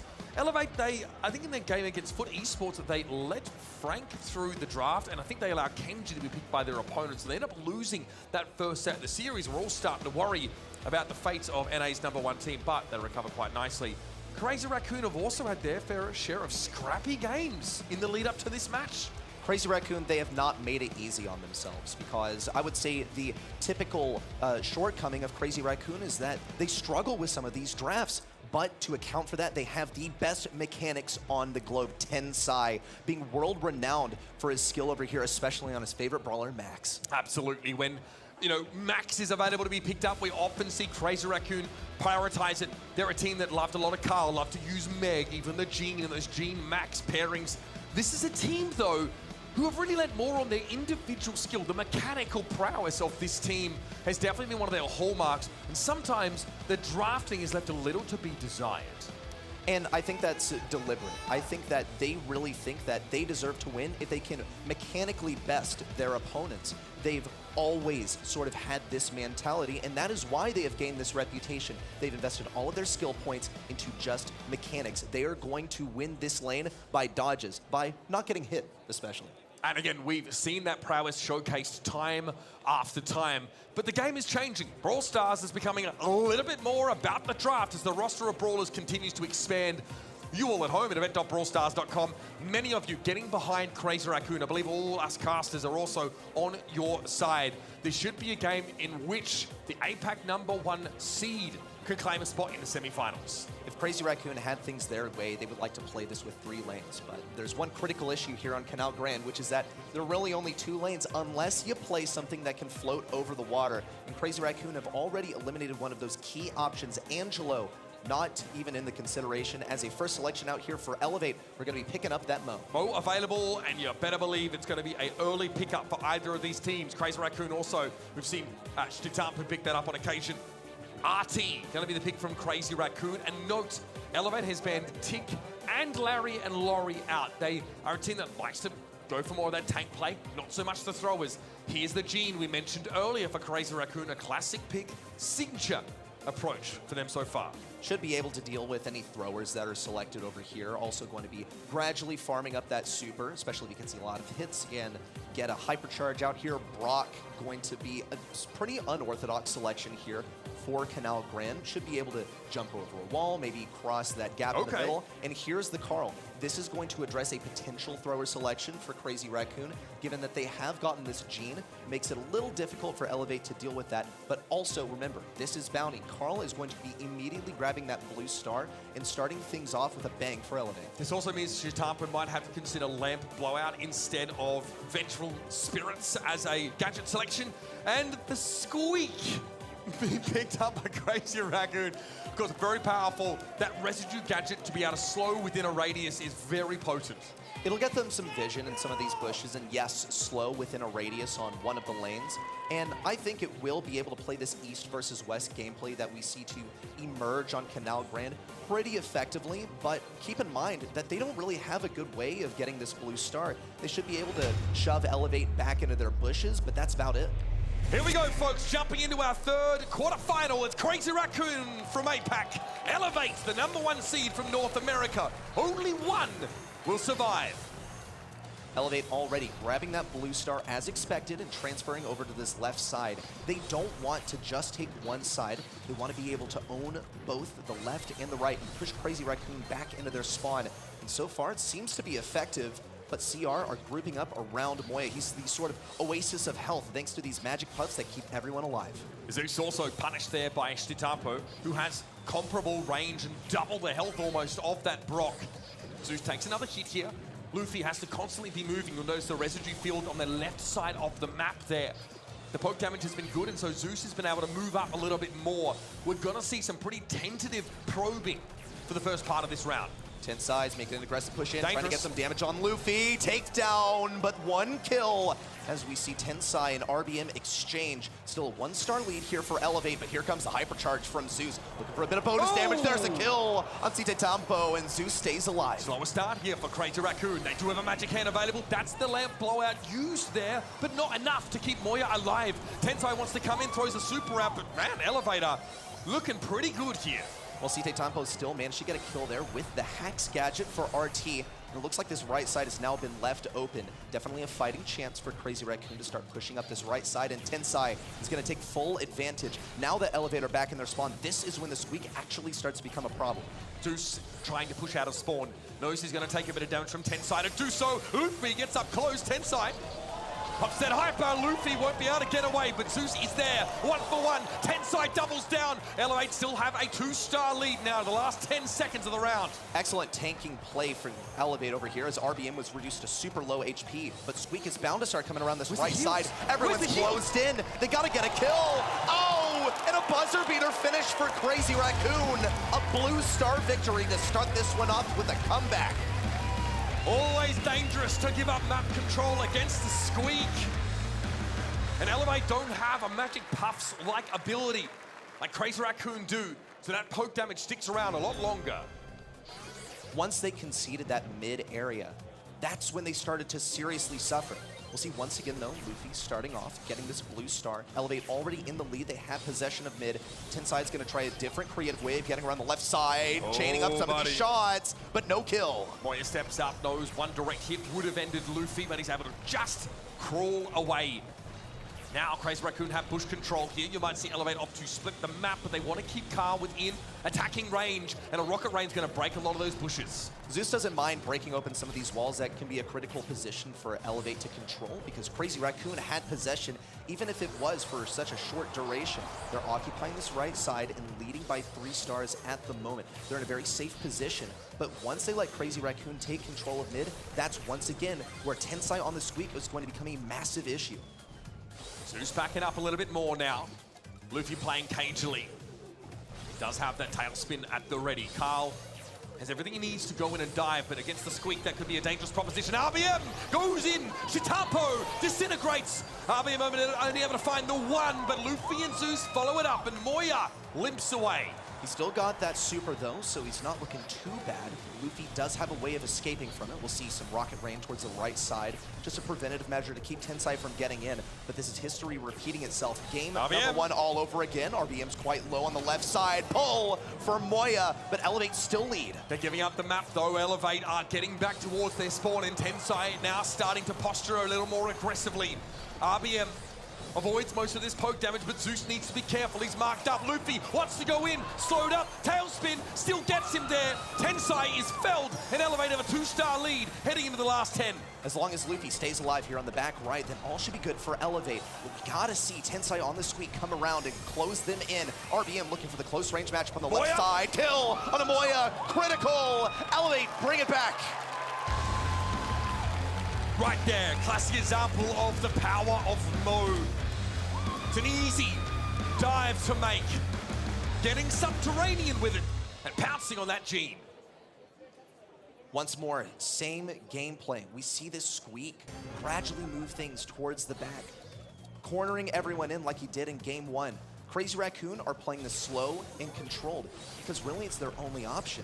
But they've decided on playing this way. We'll see them also decide to swap some of these lanes over here. Tensai making a concerted effort on the right side and getting the matchup diff actually on Zeus. Okay, Luffy still walks out with the blue star. That's the difference maker here, as Elevate have that slimmest of slim leads. Sutampo getting aggressive here, but RBM is back off spawn, and Zeus has a rocket rain at the ready. Fire at will. Elevate all alive and healthy here on the right, playing this east versus west that they really did not want to play. Tensai is going to be the main issue for them over here as he gradually closes things in, occupying these bushes with the gadget especially. Luffy's marked, a super in, that's RBM. Contact on RBM, and for the first time, Crazy Raccoon leading in the mid-game. This is the decider round of this set, folks. Elevate to stumble, allow Crazy Raccoon to pick up some freebies, and that's a mistake they are always going to punish. RBM does not have super up, so no all-in available here to the Mo. Luffy does, but holds the blue star and needs to respect RT's up close damage should he look to engage. It's going to be difficult for Elevate to play aggro here because Moya is ready to punish with a pull. Luffy, same deal. He can't gadget in on Sutampo because he has that super ready to go. We'll see a super in from Zeus, but no real damage onto Tensai, especially as it's all being healed up by Moya's magic puffs. Okay, hypercharge here coming out from Zeus. The move speed is terrifying. Tensai's down. Luffy maybe overextends, backs away and realizes Elevate have the lead already. Sutampo ready to push in once more on the right side. We see the same thing happen again. Oh, they're coming. Tensai storming the right side. Luffy definitely pinched. Zeus trying to fire down some suppressing fire, but Sutampo shrugs it all off. The lane switch here with the final gadget from Luffy. It's getting desperate. 10 seconds left. RBM going for the Hail Mary play. No kill. Yes, as he pops out of the super. Elevate still lead by just 1 star. And takedown on Sutampo. And Elevate takes set 1.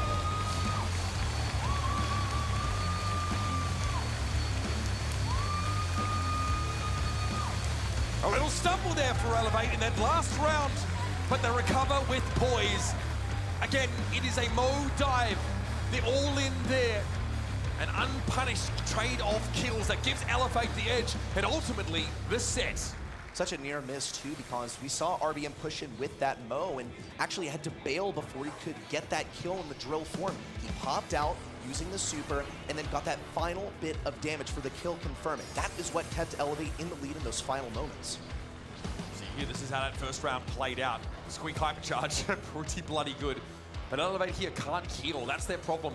They led at this point in the game, but got completely stuffed into the corner of the map. It was a blue star difference to decided. Then we start to see Elevate's game plan really play out. RBM goes in the dive, but he does so with full information because Zeus spends the round using every super to break the bushes on the left side of the map. So Elevate can make informed decisions about how they go for that full commitment. They don't want to push in on an enemy that they're unaware of, especially considering that they're playing into Moya, who's holding on to this gene pull at all times. But when it came to critical times, we didn't actually see Moya hit that gene pull. That is dangerous here for the CR squad. When we look at the entire Crazy Raccoon team over here on the left side, though, Sutampo on this RT didn't really make too much of a difference. RT is more of a safe selection over here. It also plays to counter this Mo and also the Carl. He can't really push that RT, especially since he's going to always have that super up. Now zooming out for a second, Crazy Raccoon, as good as they have looked, they have seemed to be more fallible than ever at this World Finals, and those are the reports coming out of the Scrimbucks exchange, what we've seen from them in their group stage, play dropping sets in both of their victorious games. They know how to play from behind, it's not been an issue. They conceded sets here and there, but eventually a team is going to come along who will punish them for every mistake so hard that Crazy Raccoon are unable to find an edge in order to get a set. This is a best of 5, so plenty of game to play, but Crazy Raccoon need to shape up. When we saw Crazy Raccoon take some L's yesterday, when it came to the 2 sets they dropped against the 2 matches that they played, it was because they played outside of their comfort zone. They tried to play the current meta that they're not really too used to playing. Now when they play something that they're more comfortable with and it still gets out-drafted by Elevate, that is seriously dangerous territory. And right now, in this matchup of mechanics versus draft, it looks like draft is winning so far. Crazy Raccoon say, listen, we're going to ban every new brawler. All the new brawlers, not allowed. Illegal, actually. Punchable by incarceration. We have Kenji, Melody, and Mo all banned away, but guess who still sneaks through? Angelo snapped up here for Elevate, and it's perfect for Safe Zone. He's going to be able to float over this water on the right side of the map, so he'll be immediately able to contest any pesky brawler pushing through on that right side. This could enforce a situation where Crazy Raccoon have to go for something themselves. Maybe they go for an E that's able to float over the water on the left side, because otherwise they won't actually have anything to contest that side. That's where the damage dealer for your squad is going to start sneaking in. We see that Colt is an entirely viable brawler here. Also note that Chuck is not actually banned. Colette is a brawler that can permit you to play this Chuck since she farms the hyper and the super off of him so effectively. So maybe that's the direction that Crazy Raccoon are gearing up for with their last pick. Not always banned is Colette on this kind of map, but very effective, especially when your opponents are forced to defend. She cycles supers onto that safe, free damage that really can't be answered, especially if she's using mass tax to guarantee shielding should she collide with any enemy brawlers during that super. An 8-bit here, really solid mid, often see that picked up. Like you mentioned, Chuck is something that may be played around.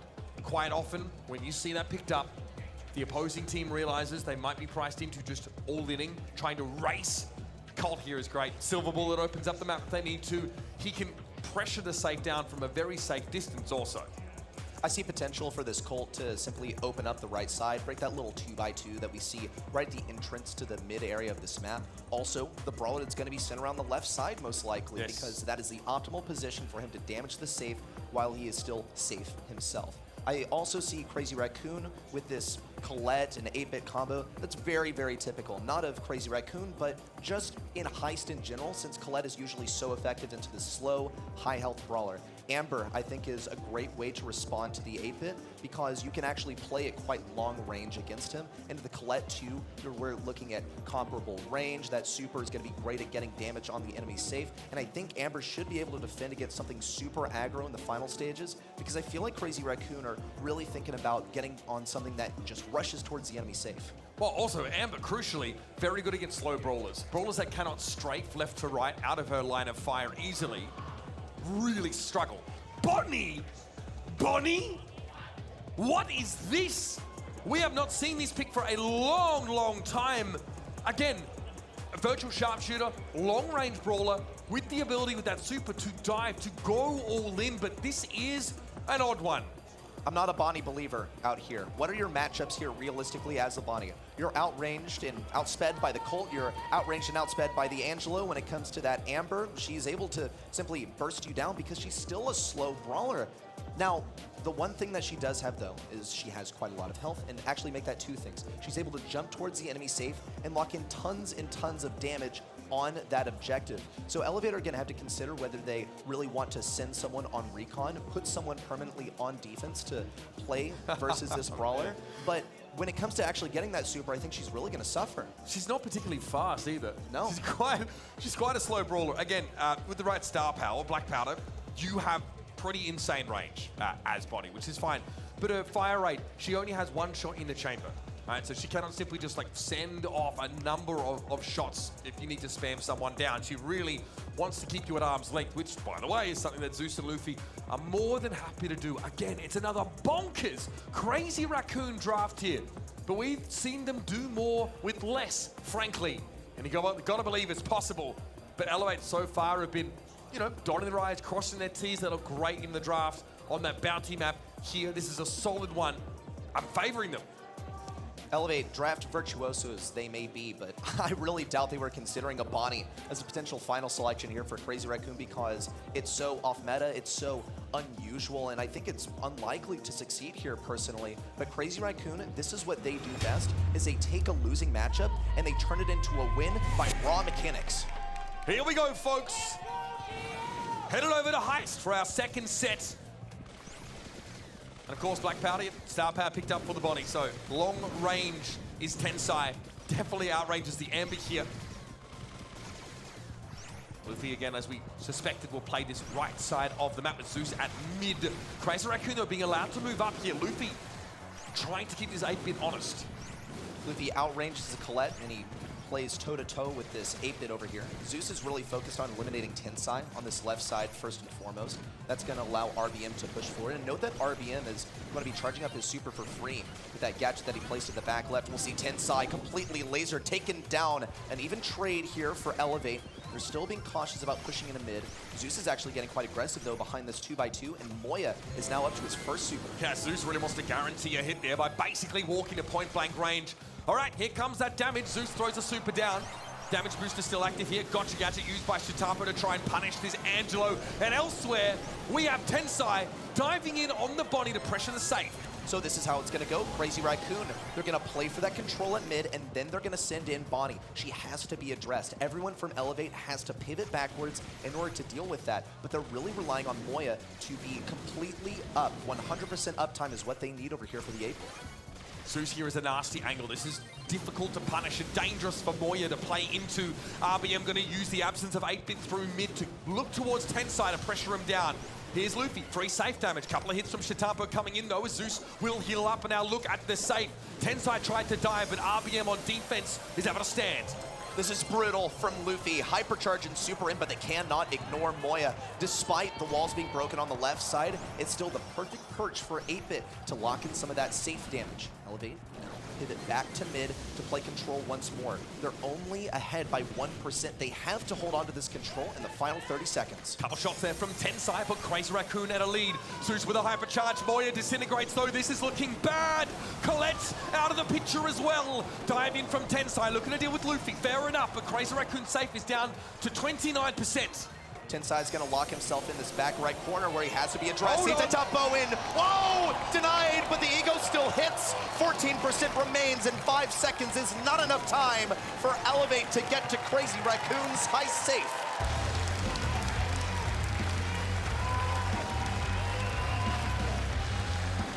Rely looking very pleased with himself after that draft. Don't forget, Colette during hypercharge can be taken down midway through a super, but her ego will still go forward and back, damaging the safe. So it's basically a Pyrrhic victory for Crazy Raccoon, especially for Shitapo there. So Crazy Raccoon's strategy here was to play for that control, then they send Tensai and Site-Tampo towards the enemy side. But Site-Tampo is more of a late game selection here. Once he has that hypercharge and the super combined, that's when he can afford to go hyper aggro. But Tensai is always going to be playing that role. Just has to get a super first, but note that Elevate are playing so much more defensively, and it's actually going to cost them. Moya picks up the first kill. They don't have a lot of map control, and they actually switched Luffy to mid here. A position that he was losing horribly to Moya and Tensai as that Bonnie collapses through the left-hand side. Bonnie's an off-the-wall pick, but Tensai's been very, very conservative here. Taking minimal damage from that Amber, poking Luffy down when required. But Crazy Raccoon, despite an early lead, air quotes being used here, don't have any safe damage yet. Elevate are playing so timidly as well. They do not want to let Crazy Raccoon connect with the safe, and they do not want to feed this super to Moya, but he's going to get it anyway. He's got a perfect place to put it. Actually decides to put more aggro on the left side. It's immediately tapped by Zeus, and goodbye, 8-bit turret. That was a hyper-aggressive placement. Already dealt with. Moya still a genuine threat in his own right, but nice bullet storm there from Luffy. That takes the 8-bit out of the equation. Zeus now wants to come forward as well, but they'll look to deal with Tensai. Nice dodge. Gets away from the Angelo shot and gets some safe damage for free. Elevate now have to answer this Colette, who's back in mid, and Zeus is forced to gadget away. Site-Tampo barely managed to escape by the skin of his teeth over here. We'll see Zeus consider pursuing him, decides it's actually not worth it now, gadgeting backwards and allowing more room for Crazy Raccoon to dominate this mid area. They've only gotten 5% on Crazy Raccoon's safe so far. They don't really have a real way of simply rushing towards the enemy safe like Crazy Raccoon does in this Bonnie selection. And they're running out of time too, ready, set. There's got to be a shift here for Elevate. Okay, hypercharge super from the Colt. That evens up the game. But Tensai's within striking distance of Elevate safe. And Luffy can't do much about it right now. Zeus has to gadget away. Would have gone down even inside that super. 3% separates these teams. Zeus is still the guardian of mid. They need to get over 3% here to take the win, and they don't have much time to get there. Moya already 10,000 health strong, ready to push up mid, has that super as disposal, gonna put it on the right side. Site-Tampo has the super as well. Tensai, who's gonna get that super on the safe. Elevate have to commit, but they cannot touch this thing, and Crazy Raccoon gets set 2.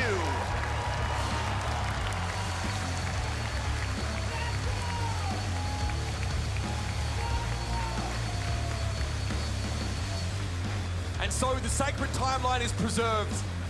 Crazy Raccoon able to bounce back after a pretty average first set here with a crazy pick of Bonnie coming out, and they play really patient. with this really long-range composition. The Colette looks great, as she always does on maps like this, and Tensai is such a nuisance.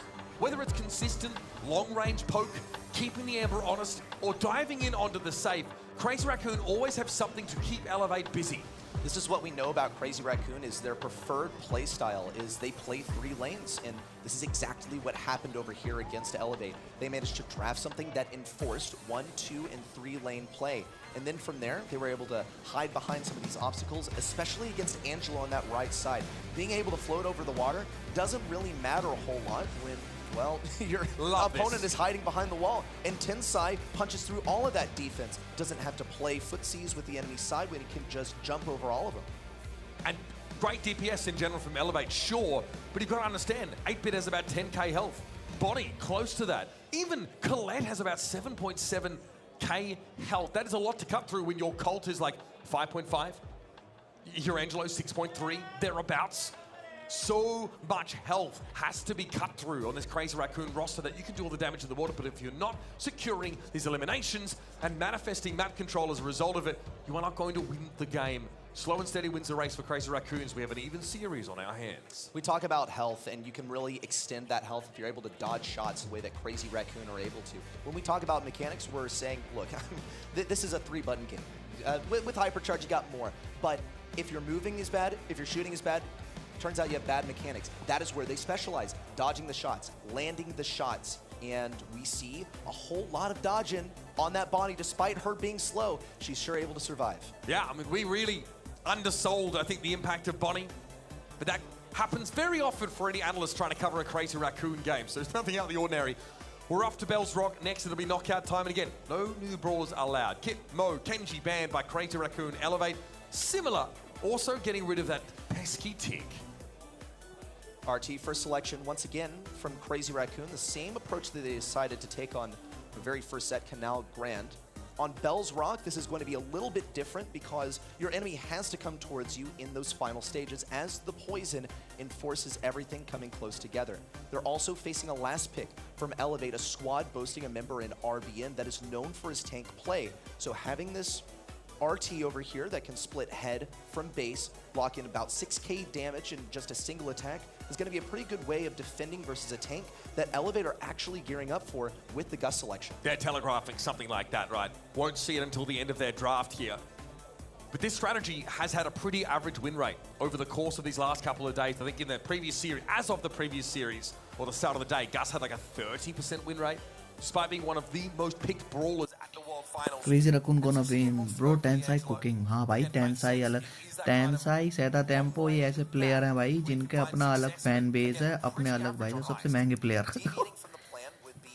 One thrower is must. हाँ भाई जरूरी तो है. Map के according. The shots, it takes a long time to charge up each one. It's not like Piper where you can fire off 1, 2, 3 in a row. No, you gotta wait quite some time. And once again, I'm seeing a very similar draft to what we saw in Canal with the Gene now. Is RBM going to pick Daryl? I'm really thinking this is a Daryl selection. Yeah. Again, centerpiece player on Elevate, getting his first LAN win yesterday against a pretty plucky Foot Esports, one filled with veterans that always is threatening. This is the last hope for North America. Elevate here, waiting for Crazy Raccoon to round out the picks. It'll be a Rico to get them sorted. Bit of an odd one here on Bell's Rock, considering that, well, it's a little tough sometimes to lock things in. Besides that mid lane, that's where you're going to mostly find the value here with Rico. With that Gene, also, I think it negates some of the thrower effects for Elevate, whether that's going to be viable or not. So Rico is permissible over here. We'll see Brock as the final selection for Elevate once again. So this is a sleeper pick that they pulled out on Canal. Actually wasn't so bad, but didn't really make many flashy plays out there. Didn't lock in a whole lot of kills. Okay, so this is just a really serviceable mid to long range composition from Elevate. We've seen, I think it was Zeus playing it on Canal Grande. And we saw the Brock being able to fall back while still taking shots, making Crazy Raccoon, or at least making them think twice about trying to get that map control. All right, folks, we're one apiece in the series. Let's head to knockouts as Crazy Raccoon and Elevate look to gain an edge. immediate breaking of this right wall, that's going to diminish the value that Rico can get over there. No issue. Tenside's going to go over on the left side, but he's not really using these walls to ricochet off of just yet, as Zeus is dancing on the edge of his range. Tensai here always on any part of this map can be a threat. Starting to see it get broken up a little bit there. RBM blowing up some of the map so he can help Luffy collapse on that right-hand side, as Moya might not give him a man-to-man duel like Yellow Eyes would prefer. Luffy backed up here on the right-hand side, marked briefly by Shtitampu, who's already developed that super. Not going to be relevant until the gas starts to encroach, a situation that Elevate would like to avoid at all costs anyway. They really want to win these long-range matchups, but Crazy Raccoon have the mechanics ready to avoid getting picked off like that. Elevate have their backs against the wall over here. They're just managing to march forward as they've healed up some of that health. We'll see a gadget in. No real value out there. Tensai now has a super ready to laser. Bit of an odd angle and doesn't get too much value off of it. Here's a super in from RBM Moya on his last leg. Zeus into the poison. Takedown for Shtitampu on the top right. And a round one for Crazy Raccoon. You've got to feel like that's not how Elevate want these rounds to go. They want to get pressure and turn it into map control based off their poke connecting. But Crazy Raccoon keep dodging, ducking, weaving, diving, dodging out of the way of these shots. Elevate are simply playing Crazy Raccoon's game. This is what they specialize in. Elevate aren't really getting the draft diff. They're not able to bring Crazy Raccoon out of their comfort zone over here, and it's allowing Crazy Raccoon to actually thrive on this 1v1v1. RBM would like to do a lot more than just keep Shtitampu at bay, but he's just not been offered the opportunity. Zeus struggling against Tensai, as Moya just trends to the left to give that Magic Puffs healing back over the Rico. Elevate need to make a play. They can't just let this round get away from them. They need to be active participants here. So far, they still have their backs against the wall, just like in the last round. Luffy does have the utility of his super available. RBM tried to get some on the right side, didn't manage to do much. Moya is equipped with the super. That's going to be dangerous for Elevate. They don't have much health to work with, and they certainly don't have a way of escaping from a gene pull. Moya is super low Tensai, and with the hypercharge, a team wipe as he snaps to the right side to bring home game one. That goes horribly for Elevate. They have to use a Gus Super just to keep them alive. They take too much poke damage from the RT, and they know if there's an RT gadget used, they will instantly be eliminated. So there's no choice for Elevate to use their silver bullet just to keep themselves in the game. Luffy's got to be kicking himself after that.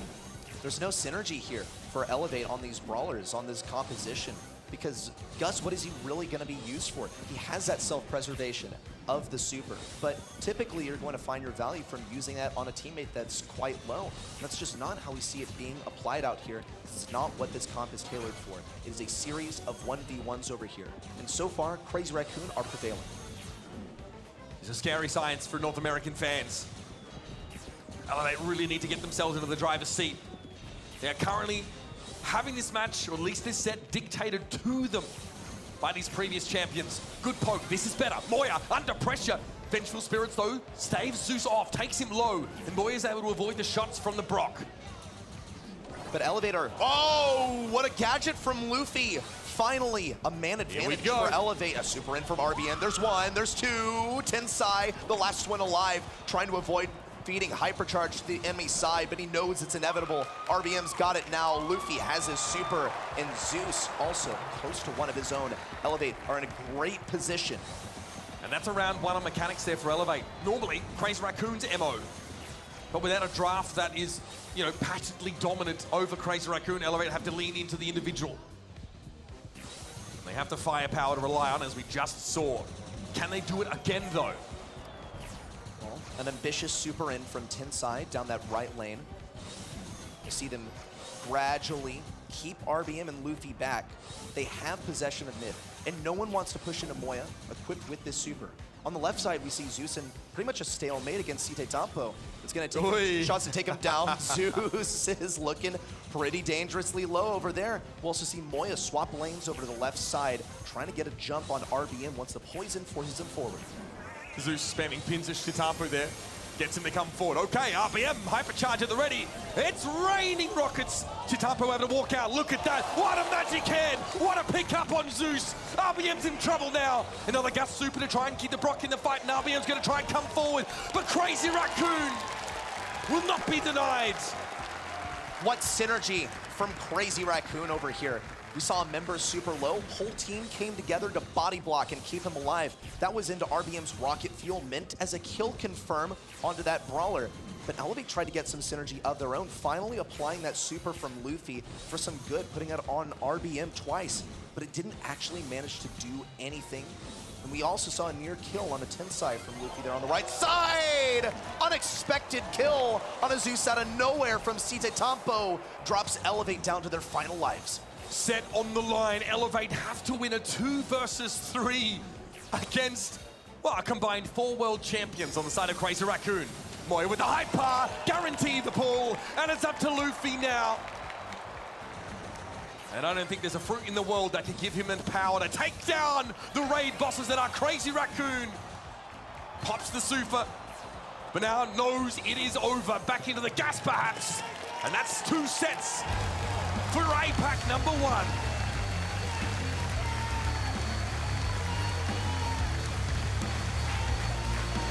Crazy Raccoon enforcing their style of play out here, playing the 1v1s. And when it matters most, going for that synergy. But remember that this final round, even the one that was just played, was a cascading effect after a single kill that we saw from Site Tampo on the left side. That is often what these knockout rounds boil down to, Reddy. Getting a 3v2. It's really hard to lose those if the gas isn't already basically surrounding you. And because both teams are playing these long-range poke comps that have kill confirms, right?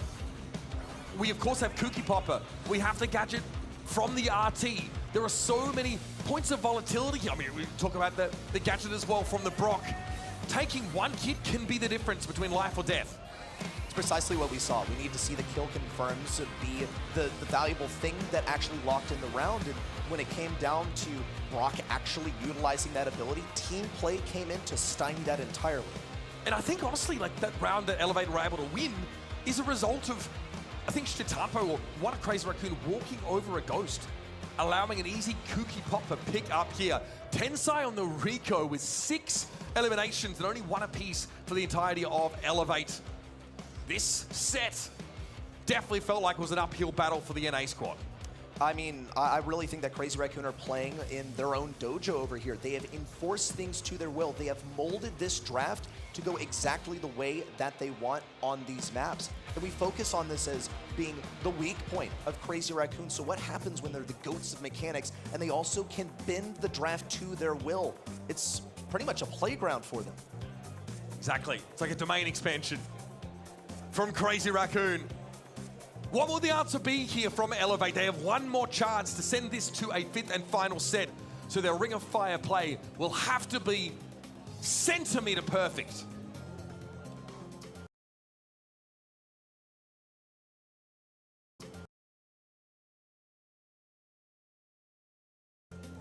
Elevate now with the first pick available, and Crazy Raccoon finally willing to let one of these new brawlers slide. Kenji now available in the draft, but Elevate are going to have to utilize this as a 4-5 selection. They won't have the last laugh in this one. No last pick. So Kenji's on the table. Clancy, the crab, now coming out. Pretty good on those side lanes. These are a little harder to sort of get into the back line from, though. You can play on the right side and work around that barrel a little bit. But Luffy doesn't mind feeding a couple kills early on. He can turn those into credits, especially with the gadget that, you know, increases his credit generation. He just needs to get to gold as quickly as possible. And it's entirely possible for the Clancy to fall flat on its face as long as it's outranged, and Control has played Lou coming in quite early in the draft. Okay. Definitely a surprising one that Crazy Raccoon could choose to bring in later in the draft, but they actually managed to make it work yesterday, so why not go for it now? And Gus to play a mid over here. The only thing separating this from 2023 is, what, a spike? that would really make it look like the comps of old. But yeah, Gus again being picked up for CR. Once more, Elevate don't get the value they're looking for out of it, but he's just such a great mid to long range brawler. The kill confirmed potential, we saw how good it was earlier.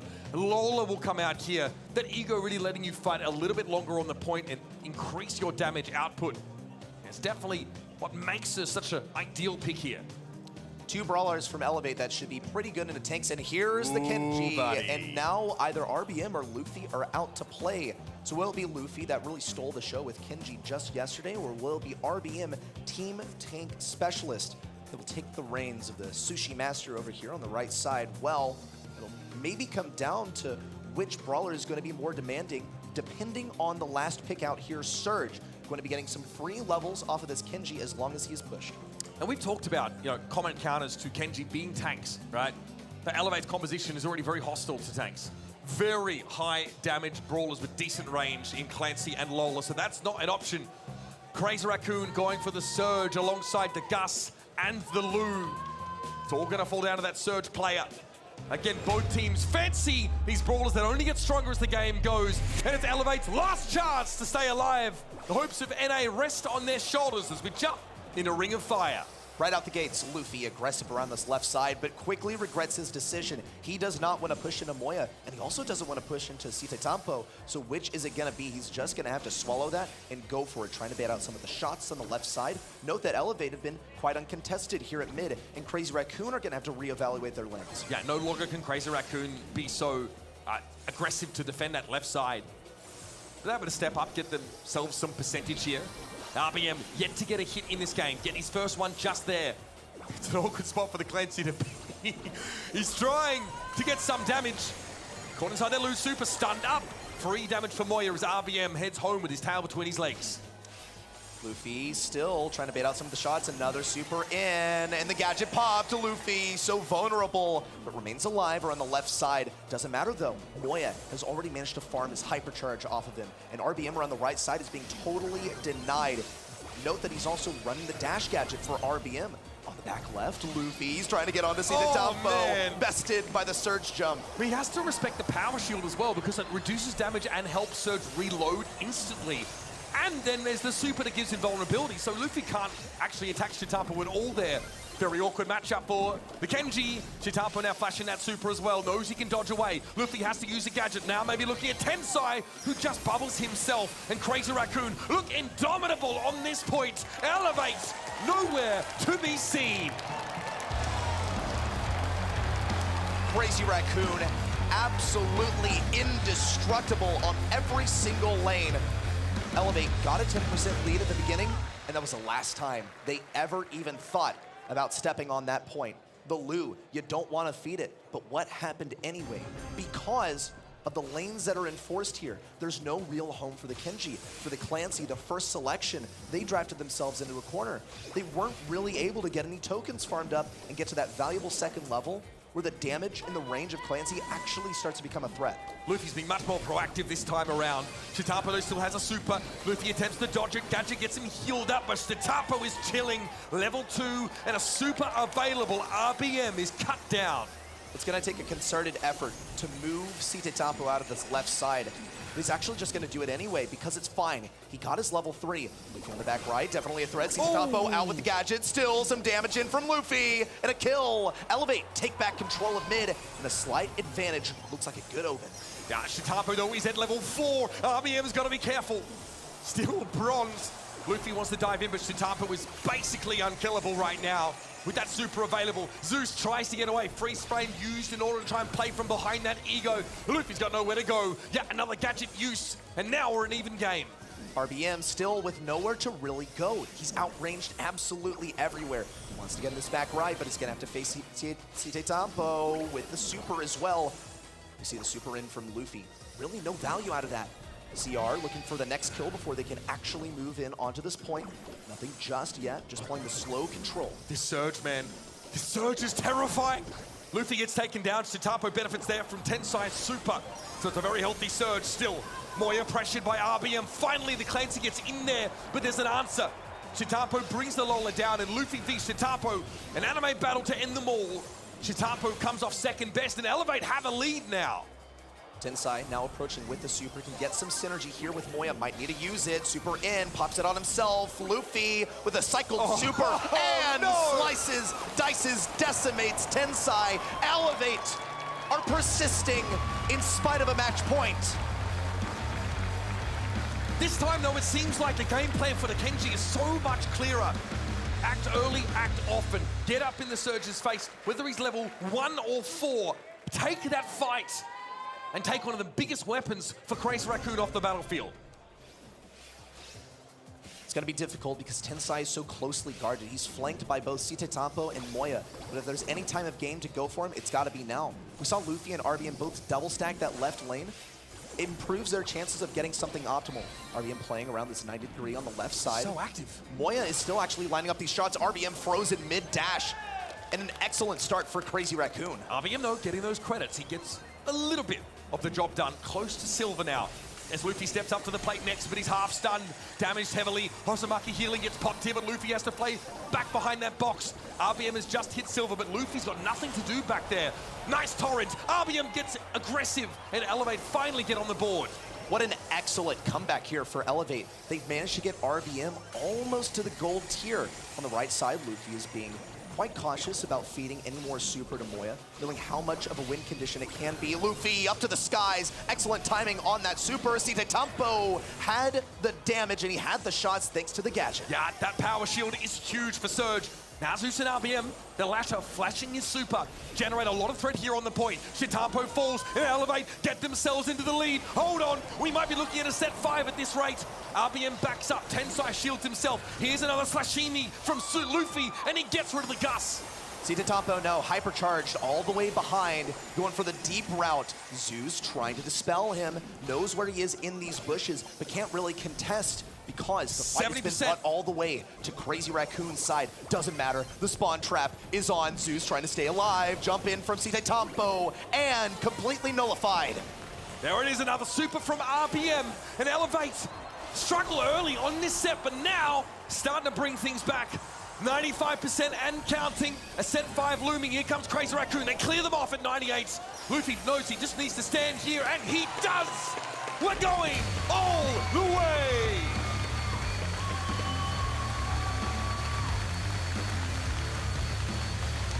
Number 1 in A. Number 1 APAC. It's bound to go the distance. Mechanics against draft. But Crazy Raccoon have proven that they have a certain level of mastery in both of these regards. But they mechanically denied the Clancy those levels for actually quite some time.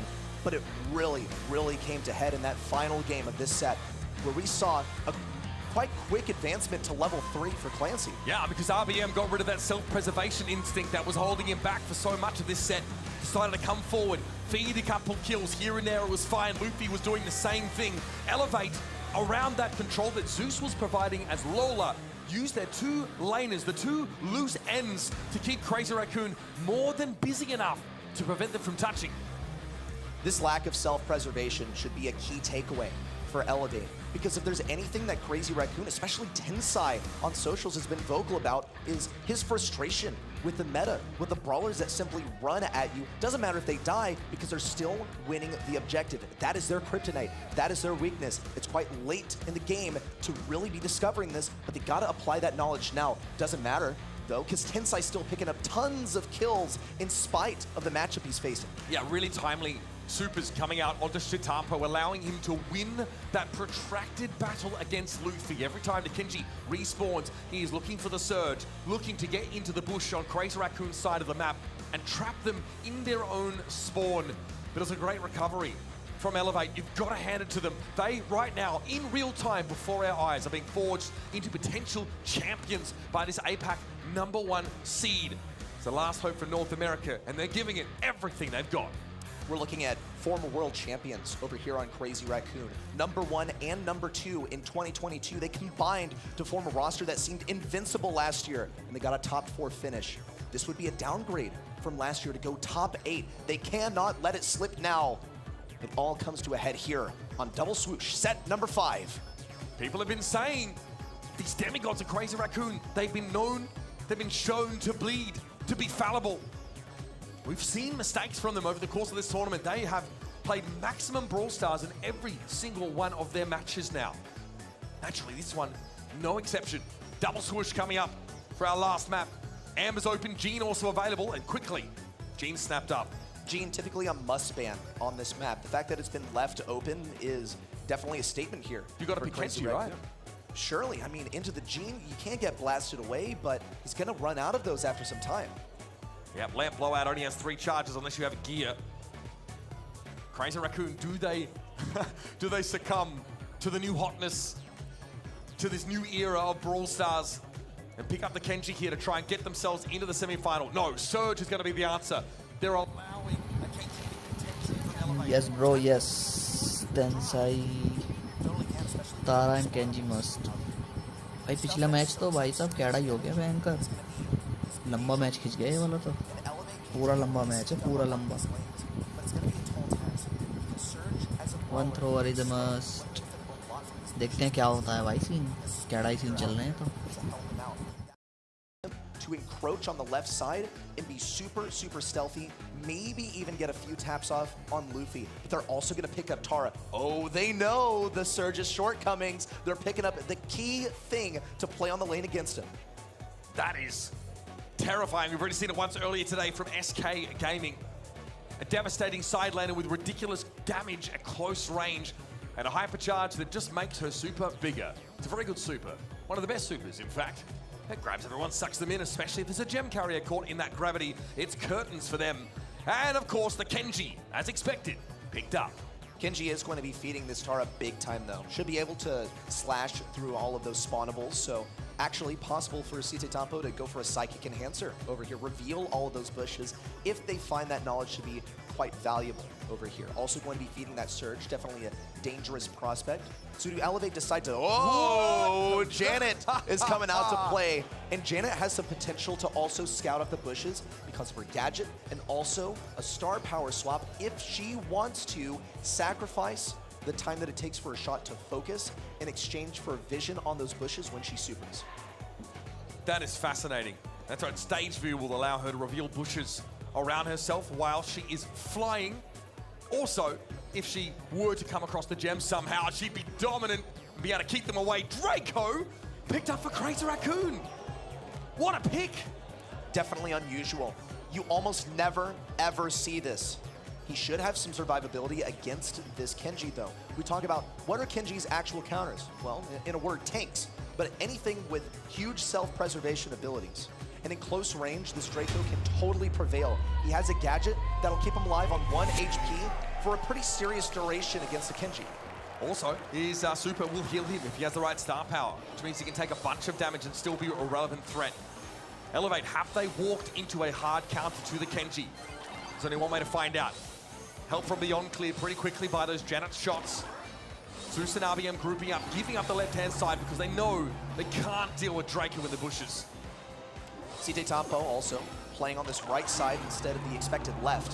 Zeus is going to get some scouting around the left. Definitely running that +1 to make sure he has a few more gadgets at his disposal. Knows that Tensai's coming up, but doesn't have the damage to actually dispel him, and Tensai gets free positioning. All right, Tensai dives in, not able to stay alive, not inclined to use the last stand gadget or didn't have the opportunity. Regardless, it's Elevate now with an advantage. A slim one, though, as Moya evens the score. Remember, this Tara super can break open the bushes on this right side of the map, make it dangerous for Elevate to play there. Tensai again goes for the gadget. This time it pays off. Zeus must take to the skies after recovering some gems. Got some pretty decent value on the Site Tampo. Luffy on the left side, definitely risking feeding super to Site Tampo, but at the same time, falls to Moya. All 7 gems on the field belong to Crazy Raccoon. Here's Tensai in super, last stand popped as well, but Luffy's able to deal with him. A lot of map control, though, given up by Elevate here, and they're behind by 4 whole gems. Magic hand on Shitampo. He does use a shield, but it's broken. Zeus able to push up now. Luffy needs to get aggressive. He needs to find Moya. Where is the Tara? They know she's on the back left somewhere. RBM's going to try and scout him out. No real contact. Luffy has an idea. Moya's revealed himself. But they can't push through Site Tampo on the left side unless they risk giving him a super. Luffy's going to give it his all, though. Super in, right on top of Tensai. Super from Moya. At mid, RBM's still alive. It's him and Zeus. But this next gem belongs to Moya. They will be able to take down Tensai in a pinch. Moya cannot take it, and he's forced to back up. Now map control gets pretty critical here. That's why the Kenji goes aggressive. Luffy deep. Shitampo able able to use the super to avoid the damage though when RBM plays back. That's the gem that starts the countdown. RBM hooks Tensai, what a connection, but Zeus goes down with the gems. Luffy's gonna come forward now, but it's a countdown. 10 seconds left, but RBM is felled by the surge. Luffy's gonna go in, but there is no shot, no hope. And Crazy Raccoon will take the first game. This Draco was pivotal for Crazy Raccoon. Actually spawn camped him for a pretty serious duration. And as a result, Moya could just sit back at mid, farm up some of those gems on the Tara, and he's practically unpushable in close range.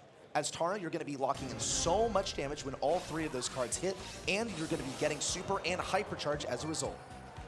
As Kenji is struggling, Luffy having a tough time trying to get through these layers of abstraction. Draco, Tara, Surge, all of them problematic to deal with. Tensai realizes not worth to use the gadget there, so Luffy gets his. Boombox is annoying. Will reveal the bush for a time, which Tatapo quickly nips that one in the bud.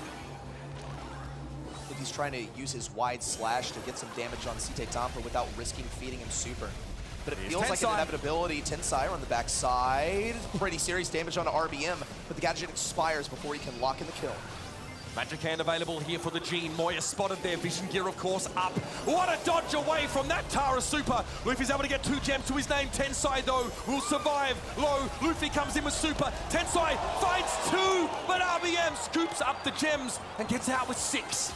Oh, pulls the shade. He went for it, but Moya had the support from beyond ready to go. Luffy's gonna try and push him now, but has to be aware of the positioning of Tensai. Forced to go in, but he's got a super now. Looking for the damage on Moya. There's 1 slash, there's 2. All the way to the back. More. Doesn't matter if he dies, but he still has fed the hypercharge and the super to Moya. Hook there, Shitapo caught out again. Now map control for Elevate.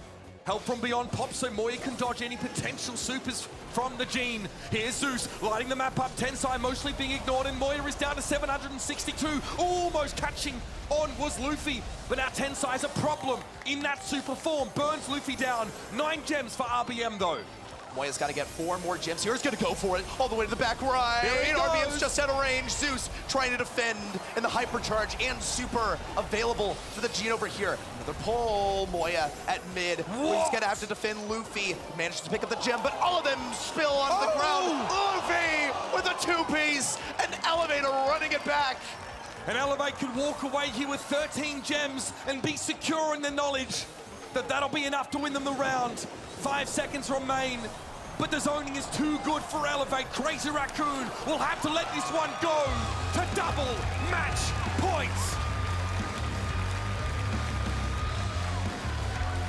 The true distance, the absolute limit of Brawl Stars. Double match point incoming. The harder they get knocked down, the quicker they get up. Elevate. They have grown over the course of this series, but now they're going to land the plane. Shitapo gets aggressive at the top of the map, but Tensai is dealing with Luffy right now. And doesn't want to pop a gadget for that, can't blame him. Elsewhere, RBM deals with Moya. 3 gems, and they're spilt. Now Luffy tries to get away. Another super. Shitapo has the super to get away, and Tensai has the elimination. Zeus only 1 gem, RBM 1. Elevate walk away with 2 in total. Bad business, though. Tensai managed to come around the right side. He's going to have to be scouted out by RBM. Getting dangerously close. Has the super to get bonus damage. RBM doesn't really have much play here with the super. We'll see Luffy fall on the left side to Moya, who's now sneaking up on the left. Zeus has got to find a blowout. Safe place to land. Tensai still alive. Luffy got him. Does manage to get the kill. Super in. No contact. Moya knew exactly where he was going to return. Moya can pick up that gem there, dropped by the Kenji. Get Crazy Raccoon ahead by 1, and with 2 loose in mid. Moya will have to allow Elevate to have at least an equal game here. Janet now has the gems. RBM can go more aggressive to get that vision to line up these pulls. Luffy pulled himself into the Moya super. Assistance required on the right side. RBM's going to need some help with Tensai over here. We'll see Luffy charge forward. Site Tampo now with a hypercharge. Big damage on Zeus and onto Luffy. But Elevate all gravitate towards this right side. Tensai going for the big play. Zeus towards the skies. RBM left all alone. A little more damage on Moya. Site Tampo looking for gem number 10. Luffy's got to contest. He can't. Shitapo back over the wall. Okay, countdown secured now. Elevate lose their gems. Luffy trying to go deep here, but Tensai ignores him as Moya throws down. And Crazy Raccoon, the kings that once were, will return to a World Semi-Finals to claim what was once theirs.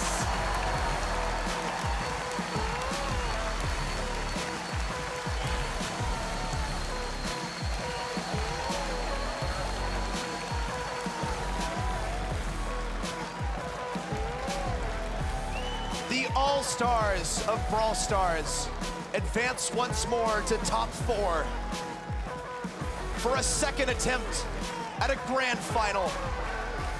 Last time, they were bested by the team that took it all. Once more, they can manifest themselves into that position. Another stab at being world champions. Speaking of stabs, Tensai on the Draco. Oh man, it was fun to watch. Nigh unkillable, literally unkillable with that with that gadget available rather. Elevate made it close, but a couple of stumbles. You've got to feel in that last round, they let the game devolve into a bit of a scrap fest on that right-hand side of the map. Luffy getting caught in a couple of those Tara supers. That was a big difference. You see Crazy Raccoon, they wanted to play against the Kenji. They wanted to play some old school Brawl. And old school is the good school here. And Elevate just flunked the class. Tensai over here, 10 kills for the guy. Penetrated that right side, became a massive issue. And RBM had to play an untraditional position because typically it would be around mid. He is the mid brawler, he is the gem carrier, but he couldn't safely reside in that area with Moya and Site Tampo alternating between that left side where he's so vulnerable to being flanked from the bushes. So on that right side, he's now forced to lane against Tensai, who has simply too much health for him to really face. And let's throw it back to the draft here. It's a gene pick straight away from Elevate, right? That's their first. Their surge picked up for Crazy Raccoon. They know they let the Kenji through the drafts. And my goodness, how scared must you be of the Draco and the Surge if you are picking a Janet to try and reveal the right side of the map with that boombox? A very unorthodox pick here, and you could see Elevate were looking for options because they felt like in a pitched battle, or if they walked into those bushes, there was no way they were going to win.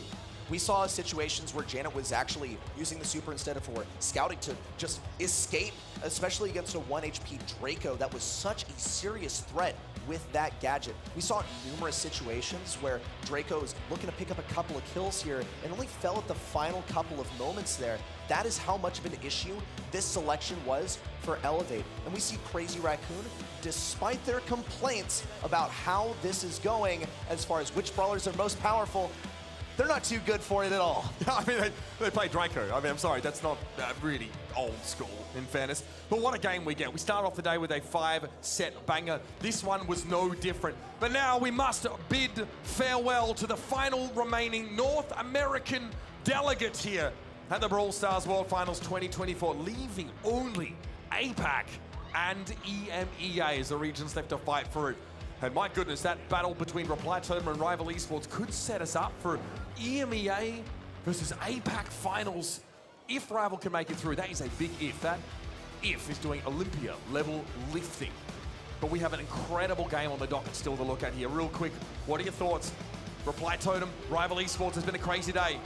We see Reply Totem just barely make it to the stage, the last seed in EMEA, make it all the way through LCQ against Rival Esports, a huge underdog in their match yesterday, managed to trounce their EMEA competitors, and they can look to do it again. Crazy Raccoon have survived the quarterfinals once more and awaiting their opponent. It's going to be Reply Totem versus Rival Esports to decide our last semi-finalist. One more match for the day for the Brawl Stars World Finals Day 2. Don't go anywhere. It's bound to be a blockbuster.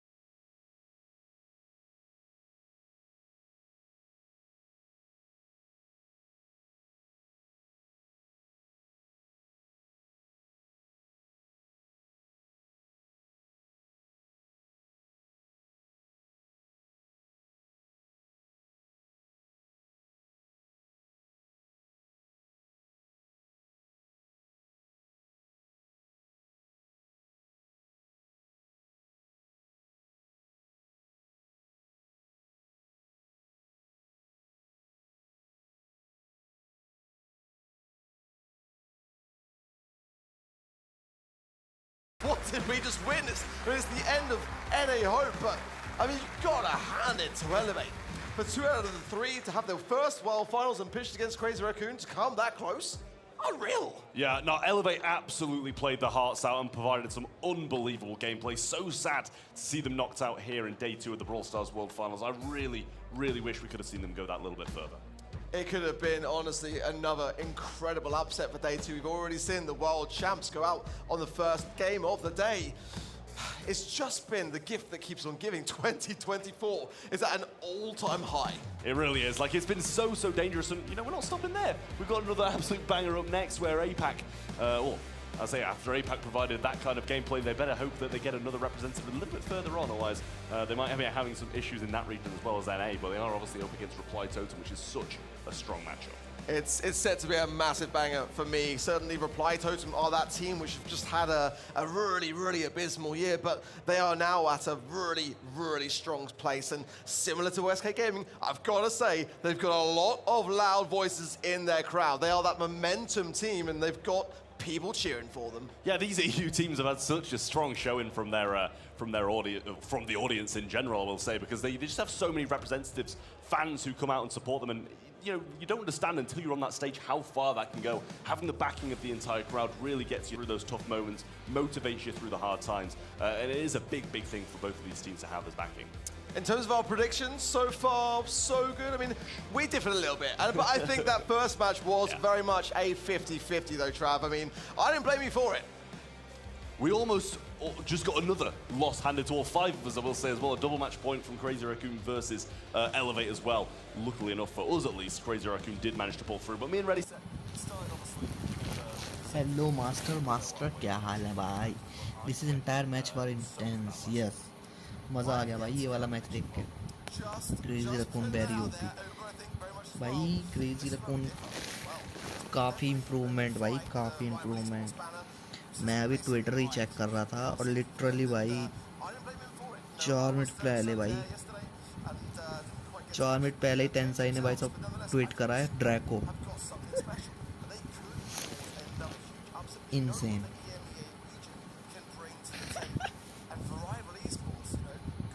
OP भाई बिल्कुल खतरनाक.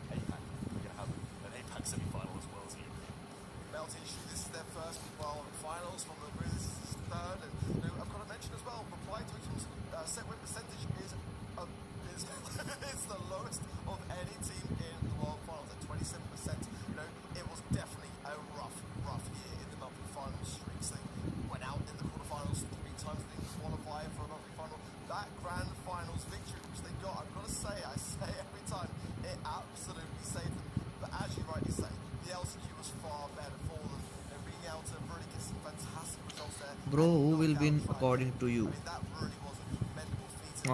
This match, Reply Totem और Rebel के बीच में ये match थोड़ा भाई साहब खींचने वाला है काफ़ी. या तो खींच जाएगा या बिल्कुल ही भाई साहब ख़त्म हो जाएगा. बस Reply Totem पे ज़्यादा है उम्मीद, उससे ज़्यादा उम्मीद है भाई.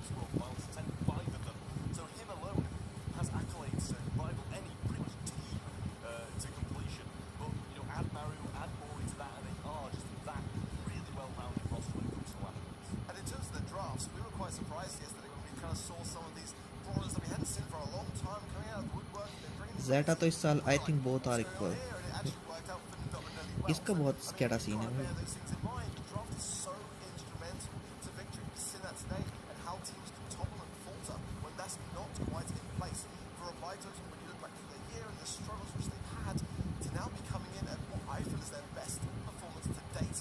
It's very commendable, but for Rival Esports, they are an underdog somewhat. But I think actually, Reply Totem on paper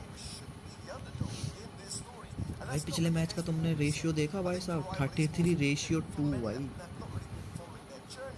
एक बार अगर तुम्हें इनका नहीं पता चल रहा हो, जब उन्होंने भाई साहब स्टैट्स दिखाए थे ना मैच के एंड के, तुम टोटल करते भाई, पूरी की पूरी क्रेजी रकून के 33 थे, और भाई साहब 2, लिटरली 2 भाई।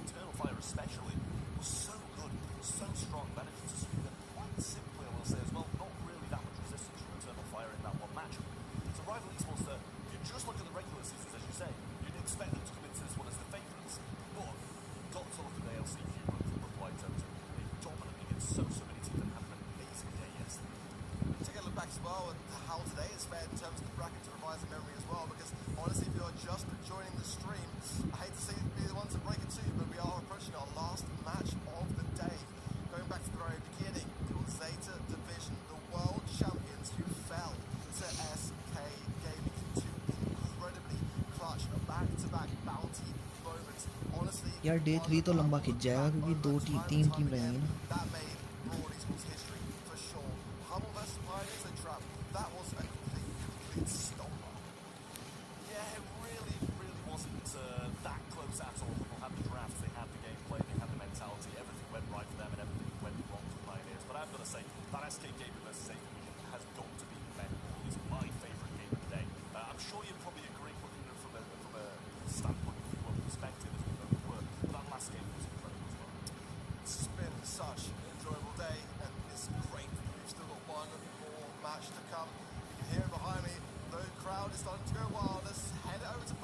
ये कौन है जिनको नहीं पता मैथिक एपिक क्या है वो?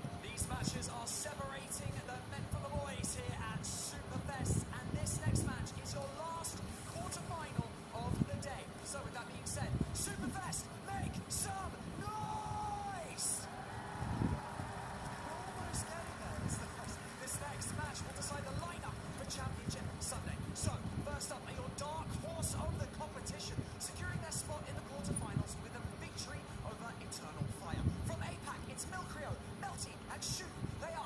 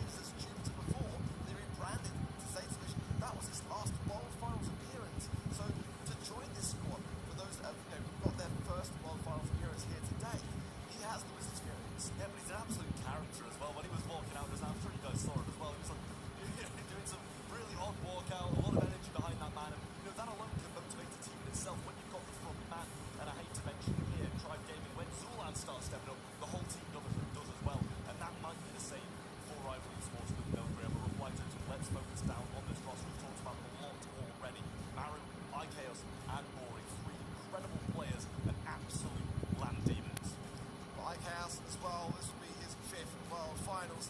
And no surprise there that his favourite brawler is Rico, because that is really one that I feel like Rival Esports might be looking to ban. And if they're not, they probably should be, because it's one of those selected games that you just really got to keep your eye on. He finds every single angle imaginable. For Maru, this is their 4th World Finals. Also, they're very accomplished in this position and very comfortable as well. Going into the LCQ, big question marks as to how they were going to be faring, in all honesty. Just really looking quite bleak. They have been really taking it to the next level ever since then. And they've kind of yet to slow down in that regard. That's a scary prospect for Rival Esports. And a big one for the caster predictions as well. I believe it's only Ark or Uber who can go flawless today and yesterday, and they have differing opinions. Ark is obviously going for the reply totem side with the rest of the casters and the public. But Uber staying firm with his Rival Esports pick that he's been seeing the praises of all weekend long.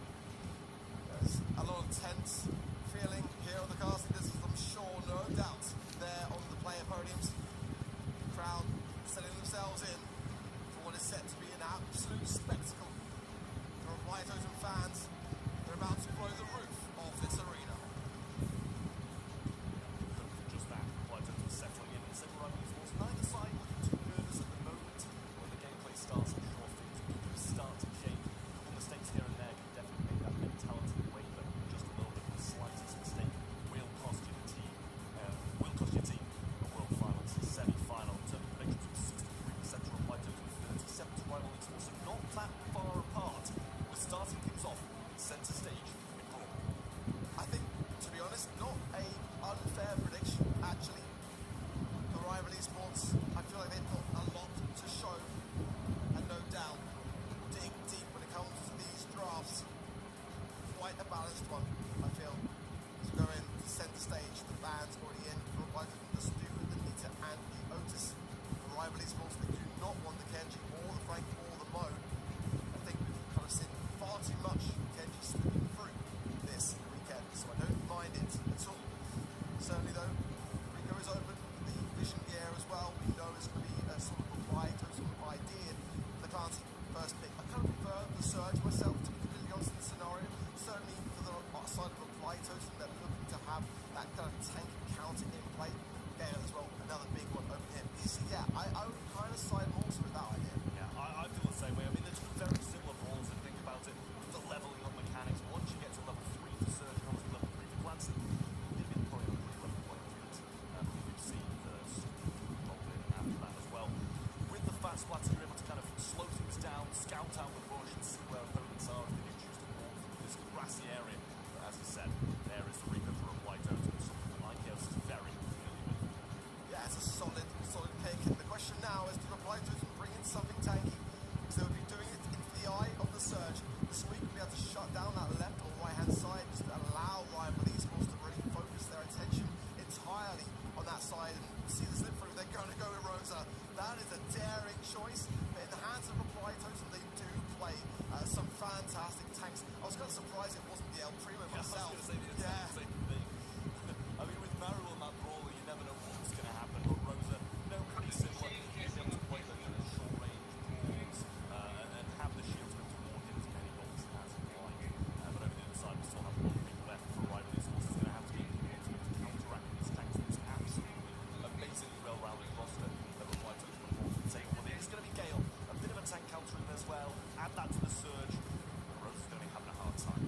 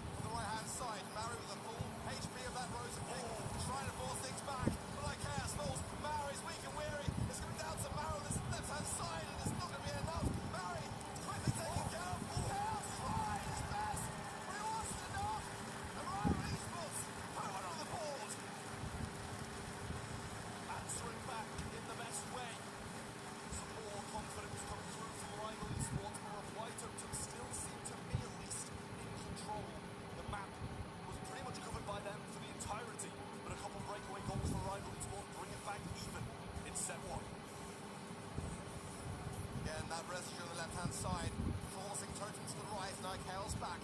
Unfriendly Bush is connecting there with Shu as well. That's Melting that right. A second gadget there from Maru as well, and it gets an equal effect. Will stop the healing most importantly as well. On the side of Rival, Melty did well on that right-hand side. It's Maori now who's weak, like Chaos. Pushing the ball forward, I think it's the right play here. Like Chaos just trying to look at that pinch between himself and Maori to get Melty, who survives on 76 HP. Not going to get the kills as Mori and Chaos both survive. Maru coming through now, and Melty has to jump on him, but that might be a waste of that. Surely level 3 gone, but he picks up the left-hand side and stops the pass through. Shoes there to defend, but Maori almost level 3. Under a minute. Just a few more shots, and he'll be at that stage, evading a few shots from Surge now, but scouted up by Shu eventually. Mid-bro has the chance there to use another gadget. He's holding back for now. Shu falls. Now the super connects, but he doesn't really find much of the Chaos. He walks into it, if anything, 68 HP for Milbrio. And Totem just to slow down the pace yet again. They want to make sure they land the mark. It's Maori now. Max stacks on this Kazi, and he's dangerous, as is Chaos. Hypercharge going in, he buys one. Milbrio's the second out, and it's a complete team wipe for a Fly Totem. A goal, and only 1 minute remaining. Chaos gets the job once more, but here comes the hypercharge from Melty. Might be able to find a few connections. One available from Maru as well, and Friendly Bush is used. Slowing a couple of the rival members in their tracks. 55 seconds to get the job done. Melty slowed down by the hypercharge and Bronze, and now the super comes through from Mori in this level 3, providing so much value. Melty under scrutiny. Maru comes in at the perfect time. Oh, what a pitch between Maru and Chaos. Shu, a nice knock back and buys some valuable time, but it's Rival that are still behind. They've got to get out of this spawn. They've got to get out of the map, get some takedowns at the goal. In 30 seconds is a lot to ask. Yeah, I don't know how they're going to do it. Soon's going to be missed there on the left-hand side from the Brawl, so they need to push out. Maru who's there waiting for him. Twister Hughes blocks off that avenue, but Chaos picks up the mid. Now leaves it in a 2v3, and Shu and Milbrio have got a lot of work to do, especially with Maru straight in the face like there's 14 seconds. I just don't see how this is possible for Rival Esports, but Shu's going to try and fail. Melty the last option with level 3, but it's not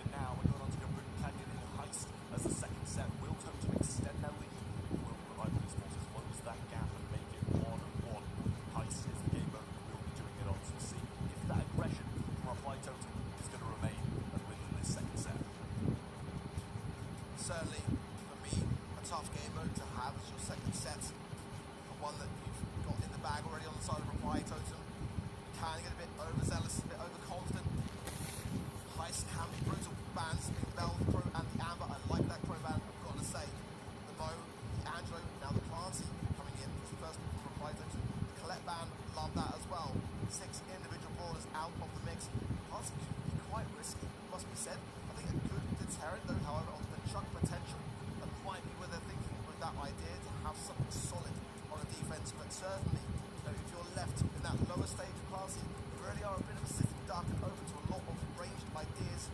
Cole, for me especially, a big, heavy hitter. Gale jump pad strat into the middle of the map, potentially here coming through. A good heavy tank counter for Rival Esports. Don't know whether I'm a massive fan of it myself. Yeah, I'm not more than that from Rival Esports, I will say, but Lola adding to it as well, going to be able to bring some good DPS. The ability to tank some shots works as well with that ego and free straight. That is what we choose to go with. But the Gale, yeah, I'm with you. I'm not feeling it too much. It's going to work. It's fine. It's good against tanks. It's a good preventative measure. But White Totem still have a long way to go through their draft. They can just pivot off any ideas they wanted to go with tanks. They're going to go with Piper. I mean, that's going to be pretty good against the Gale. Once the ego's down, Lola might have some legs, but in the early game, Piper's going to thrive. Tough to play for Lola though as well, the ego, yeah, certainly White Totem can break that mid early on, and that Lola's going to have a great time with the vision here, obviously, as a result of that pick from the side of Rival Esports. So, I think for the side of White Totem, they're going to want to open up as much as possible, but Kenji now, it's going to be very hard to make it work. I mean, certainly, I think a couple of these brawlers maybe counteracting one another. That's a brawl that I much prefer. I'm starting to side more with Rival Esports here. I think that Melody pick was the one that maybe White Totem should have considered a bit more.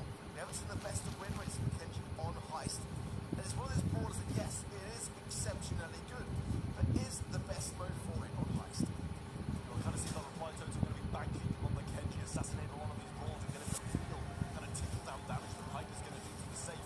Whereas Rival Esports have the Melody available and can go to that safe and get damage along with the Lola as well. Already, Melty on 800 HP and Mori getting some good shots towards those stacked Maru. Walking in a straight line towards the safe and Bill Grail alike. Gets a bit of damage in. Gadget going to use the bolt. Melody should be there to be able to assist. Super Yogesh gets some good shots and actually picks up the kill too. Staying in position for Maru, so important, and healing up now, allowing Chaos to get some good taps from the mid onto the safe. Rival Esports trying to squeeze on through on that right-hand side, as Shooters juking, trying to connect with the safe. Now, finally on it. The damage coming through, just a little bit though, just 10%. We're not done yet. Now Milbrew, now Melty. This is starting to flow. Maru needs to come back in this scenario. Yeah, I love the base race idea for Rival Esports. Just a shame for them that the Melody couldn't live a little bit longer with the help of the Gadget. Nice pushback there. Gets damage on both Mori and Maru. Chaos. Who you want help in? Here comes Rival. Big damage rolling down. Shooting to Super to be able to add some to the mix. But Lola does it off herself. Good little knockback there with the auto-aimer of Chaos. Shouldn't be far off some more aggression. Only 39 on the safe. This can be done with one more Rival push. Totem fans starting to rise up. It might be enough. Let's see. Chaos needs to tap here realistically. Here's the shoot coming in. A nice amount of HP decimated by the bombs that Chaos is leaving. Look at the damage raining down. The reply Totem safe was on 18 HP. They need to go on the aggressive, but they've got to clear up these scrap first. Melty down to 800 HP. Maru going on the aggressive. There's so much more still needing to be done. There goes Shu again. No Gadgets left to just get taken down. A lot more needs to be done on the Rival Esports safe. Melty just walks back, no says goodbye to Maru. Drags him back, gives a little bit of time for his teammates to come back into this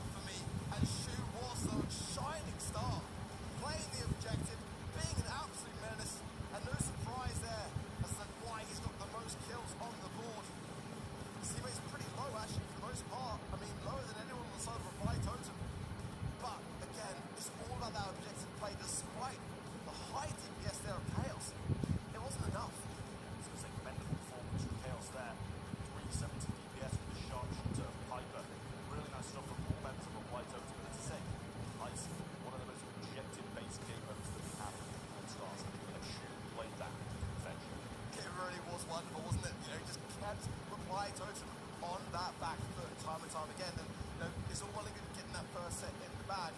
When your second set is heist, you've got to go a little bit more defensive. And this is not much of a better mode of map, let's be honest, to have. We're neck and neck.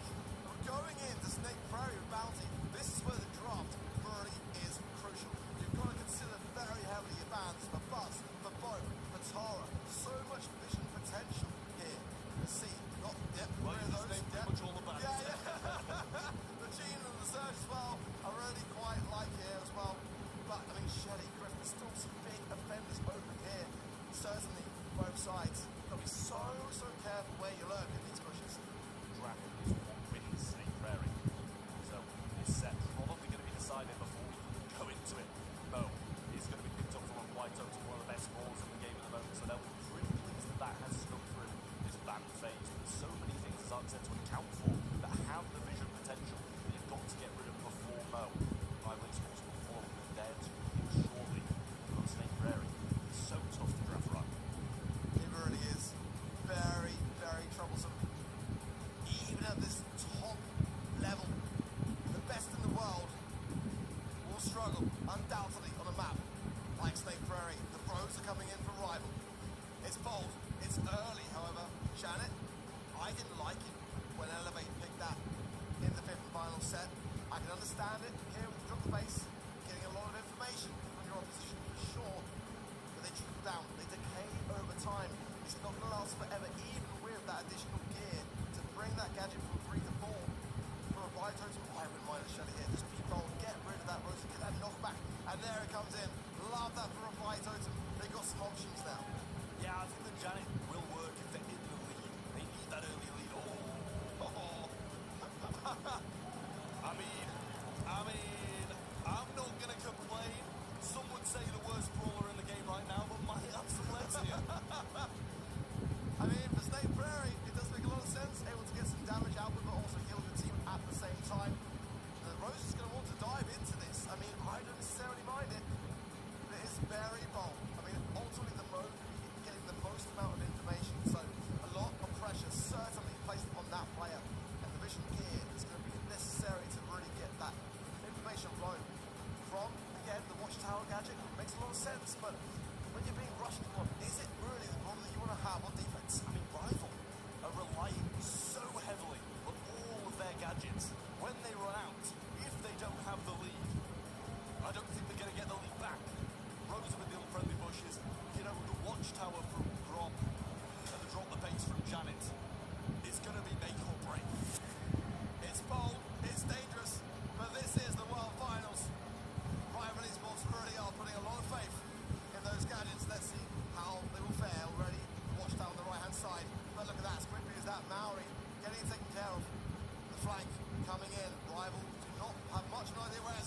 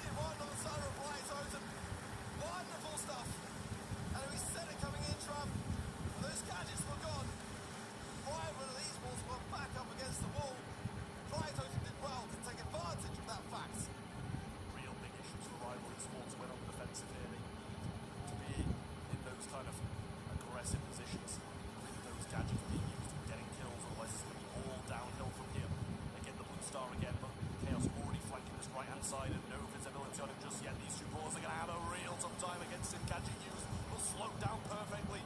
Grom in the back left-hand corner. Chaos going to be out of reach of Milgram, but a good trade comes in. And the Blue Star lead remain with Rival. Maori, like Chaos, will consider regrouping now. The top of the base, taking count quickly. Now the Watchtower will expose that right-hand side, keeping Rival Esports aware to Maori's presence. Chaos here, lurking right behind now. To hit buys it as well. Captures the Blue Star, and Maori's about to run straight to Milgram. Double super might even get a third, getting valuable hills there from Chaos. Well, look at this! A Grub Bomb comes in. The Blue Star is the only thing keeping Reply Totem here afloat. Yeah, Chaos got the super just in time. Maro on his right-hand side might be picked off by these two players here. Slow down. But Mori goes in, and no help on the backside. One shot, and hypercharge used by Milgram to come and help his teammate out and gets the belief. Maro falls too, and Rival extend. Chaos must have felt absolutely useless. Mid-range, get two easy, straightforward shots to land. But the dog is so limited. And now on Plytos, we've got to get a very good pitch together at just the right time. They can't really get behind the dog either. They've got to stay separate and come together at just the right time. While staying on their feet, under pressure. It's a tough thing. More gadgets to expend as well. Rival have dealt with them a lot better this game. Chaos providing the heals, not where he wants to be at this point in time. 20 seconds on the clock, and Rival Esports sitting pretty healthy at the moment. Totem starting to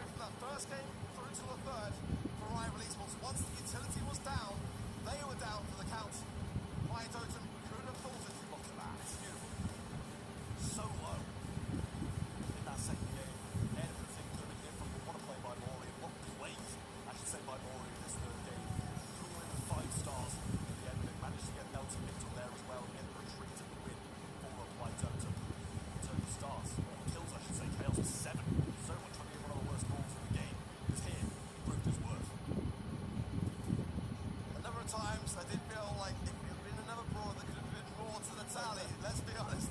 But that additional healing really did play a valuable role. And just keeping everyone afloat, being able to go the aggressive in correlation to that. I mean, I know that State Prairie for some of the communities is not their favourite, and I'm sure for some of the players who are not necessarily theirs. But I found that very entertaining, I can't lie. Love it. I love a bit of Snake Prairie. I will argue with anybody on that statement as well. Out in the open on knockout could be a deciding game as Reply Totem just one set away from victory and the semi-finals. But Rival Esports will need two on the trot if they want to be able to get themselves that next round ahead. I can't vouch. I've always loved Snake Prairie. I know it's not just words. I've known you a long time and you've always said the same thing. Right then, bands are in. First pick of Sheen for Reply Totem for the bands Kenny, the Brook and the Nanny. For Rival Esports to play with the Angelo and the Gus. Gus band, really quite an underrated one, but one that I think is very much necessary here. Gonna leave open some heavy hitters still for me. Like the Pearl pick later on down the line to combine with that Sheen. Might be on the idea there for Reply Totem. Certainly some long range available parts. Springs immediately to mind as one of those that could be on the cards for Rival Esports. And the second follow-up still to come. But good on both sides so far. Yeah, I mean, Pearl is a great shout. It fends off tanks and pairs well with that Sheen as well. So either side could be pretty happy to pick up that Brawler, I'd say. Got that decent mid-range. They're going with the Bell, however. Wanted to take the sharpshooter route, obviously bouncing in these kind of later stages or early stages, reveals where they are in the bushes, keeps players low. I really like that Brawler. Mark up some tanks and make it a lot easier to advance through the Reply Totem to go. Reply Totem band stopping in the arena at the moment. It's causing a bit of an earthquake here on the casting desk, and I love it. I really do love it. The Brawl community get rowdy is what I live for, Trav. Let's see. They're thinking Marrow and Team Brawl there, and it is going to be that Pearl combo. I really do like it here on out in the open. But certainly it does really come into some troubles against a Buster. They're going to be going with the fire to get the heals in, but for me, if I'm Rival Esports, going with the Buster, it's going to be really, really hard for Reply Totem to go with the aggressive, but they've got that charging their way forwards. But also, if they could just take another long-range Brawler, they've kind of got the range as well against them. Pearl doesn't really do that much of range, and Byron is more of a healer than a damage dealer at range. It's definitely not the worst of shouts going. Something like that. It is going to be. I don't love it. I don't hate it. Obviously, the ability to walk over the water gives you a bit of an advantage over the left-hand side early on. But if you get that broken up with a Pearl Super or something like that, then that could work. Going to play well into the Byron, certainly that's going to be where those kind of hatchlings are going to be causing some trouble for Reply Totem. Keeping the Bell shooting, the Pearl shooting as well is going to keep that overcooked low, so it's going to be a troublesome brawler actually for Reply Totem on some level, but I still just love this Pearl combo. The value that you can get from the Vision gear. I think for Rival Esports, they do have to heavily consider that Pearl pick and whether they go on the aggressive quickly to try to eradicate it. Well, slow off the start for both teams. They're just going to hammer each other down. Reverse polarity from Melting. They'll go bouncing around the map. Not find anyone just yet. The Byron shot connects with Shield. Doesn't have to go straight back over that water. Marrow trying to make the most of this burn down damage from the gadget. Find anything from it. Nice gadget there from Mel. He does find Marrow. Has the shield now, but certainly got in the best of spots at the moment. Back lines there in the bush. Now pushing their way forward to like Chaos. Nice taps there. That top right, shoot down to 1,300 HP there. Barry then pops a nice overcooked and Melty might even burn down here. Going to survive just about the forced back. So the land this mark. Maori would be an ideal target, but Maori keeps up the aggression, keeping him low. Yeah, Chaos Taps doing so much. Melty starts to be able to heal, but that's cut short. Milcreo so low. Shoot the only one really with some decent HP, but that's not going to matter either. As Reply Totem take this first round 3 players up to the 0 of Rival.